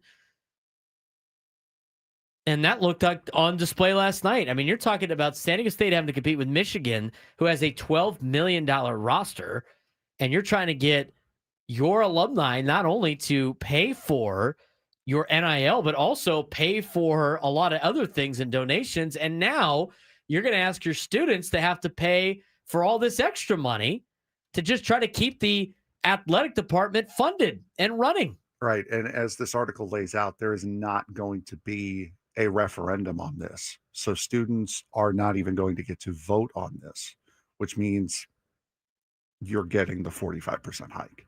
Yeah, they're gonna charge you for it. It's gonna happen. It's gonna be part of the tuition deal. Unlike some universities, as Frank mentioned, San Diego State is not using a referendum. Instead, it's using the alternative consultation, which has campus presentations, feedback forms, a committee recommendation, and a final binding decision by the president. Historically, for San Diego State, the only vote on athletic fees was in 2004. Students voted no, but the president raised the fee anyway. Every fee increase since has used alternative consultation. The current president, Adela De La Torre, will make the final decision after the December 5th committee meeting. Arguments presented for the fee increase. San Diego State claims that without the additional student funding, athletics competitiveness will decline, unstable budgets will jeopardize programs, and the university's national visibility and prestige could diminish. They argue that Division I sports benefit all students by boosting school spirit, enhancing community, improving alumni support, and increasing the value of San Diego State degrees. Students enhancing community. Yes. Have they seen one of their football games? Yeah, but basketball has a sense of community. Right, but basketball, everyone knows. Even football is the one that makes the money. If you're going to fund a program, it's coming from the football program. Yes, basketball does have an incredible following here, but the moneymaker has no one caring about it. Well, unfortunately for them, when they were building their new stadium and during COVID, when they couldn't have people in attendance, they had to play in LA for 2 years. And then they had 3 years of bad football in a row. And it's hard to get people in San Diego to care about teams that aren't very good. And they're good now. But again, it's like until they have a pipeline. This is the whole conversation I had for years about how they have to find a way into a power conference. Because the schedule they have and the teams that come in and whatever, San Diego is tired of minor league teams. They just are. And I know it's no, and I don't want to say that in a disrespect to the minor league teams in town. I think people have fun going to those events. I think they do a good job. A 17th championship for the Sockers is not cutting it anymore. Yeah, but the reality is, with the people that live here in San Diego, this is just a grip of reality in San Diego. The locals like a lot of teams, but again, a lot of the locals care about the Padres because they're Major League Baseball, and San Diego FC, they're Major League Soccer. They care about Aztec basketball. Why? Because the Aztecs have a chance to win a national championship in basketball. In football, they do not. They do not have a chance to win a national championship. You look at some of the other D1 programs in town. UCSD made the NCAA tournament. UCSD is getting a good following. Why? They have a chance to win a national championship in basketball. Mm-hmm. They're at the level that could do that. In college football, they don't. San Diego State does not have a clean path to the college football playoff. It's a very small chance. If they go undefeated and win their conference, they still have a chance, but it's not a guarantee. It's not an automatic qualifier. So the reality of the situation is a lot of the transplant people, you don't have enough people in town that want to watch Aztec football. There's a lot of people that are not from here that live here that didn't go to San Diego State, that don't have a tie to San Diego State. And when the program is in a position, and it has no fault of the players or the coaches, in a position to make the college football playoff, even though they're not, it'd be difficult anyway, it's hard to get that kind of support. It's the reason why they have some money issues. Adam Paul in the chat, we have mentioned that no, the students do not get to vote on this. This is a decision that's going to be made after the committee meeting next Friday by President De La Torre. That's their right. Yeah, this is not we've said it, this is not a student referendum. There will be no vote on this. It is up to President De La Torre after next Friday's committee meeting. A lot of Aztec, yeah, I do think San Diego State gets hurt too by locals that leave to go to college elsewhere and come back. Because what are kids looking for in colleges now? I mean, the SEC is getting a lot more kids than Ivy League schools. Why is that? Oh, I don't know. Probably because it's fun. It's for the experience. A lot of kids go for the experience now. I'm going to tell you right now, you go to an SEC football game, go to a Big 10 football game, even go to some Big 12 football games as an 18-year-old. And then go to San Diego State and San Jose State and even just West Coast football. And they're like, why would I want to be here? The education's the same everywhere. Juan Ruiz, you're so... I hope education. Yeah, that's adorable. Exactly. Some are, to be fair. Some are. But I mean, San Diego State's got a lot of. I mean, it's just it is what it is. With the fee doesn't seem fair, but they're right on the Division I sports benefit. I mean, if San Diego State is not a D1 sports school, no one's going to care. How many of the alumni are donating money back to the school? None. Not a lot. Not a lot. They have to try to stay relevant, and they're going to have to raise the fees to do that because it costs money for these athletic departments to run Division I programs. And as you watch the Aztecs, it's still not enough. I mean, San Diego State raised, I don't know how much money, but it sounds like they got about $2.5 million in their basketball team. They just got ran out of the building by a $12 million team. It's hard. And this is what I was talking about before with the whole like Big 12. There was that little dangle of a carrot of the Big 12. And what did J.D. Wicker say? He said, like, we want to be a full share. It's that whole conversation Ben Higgins had about the Players Association, the ownership group, when it comes to the new collective bargaining agreement. Sometimes it's better to have a smaller percentage of a bigger pie than a big percentage of a little pie. And this is the reality that's setting in for San Diego State. And I find it funny, and I'd love to know. And again, they got a lot bigger problems than what I know and what I'm informed on. So, but based on the information we got, it's like, don't you find it odd that the Pac-12 new great TV deal has no details about how much money every school is getting? Every other contract was talking about, everybody else was bragging about the money they were getting. This like fake Pac-12 thing is, it's going to start turning into a disaster. And now the school has to subsidize the athletic department to try to keep up. And you know what? They're trying their best to try to keep up. This is all the can of worms that get opened up when you decide to get away from the model that you were doing. And everybody gets NIL and there are no rules. This is now all of a sudden students got to pay more. Maybe we'll talk more about that tomorrow. Braden Surprenant Show. Gwen and Chris coming up next.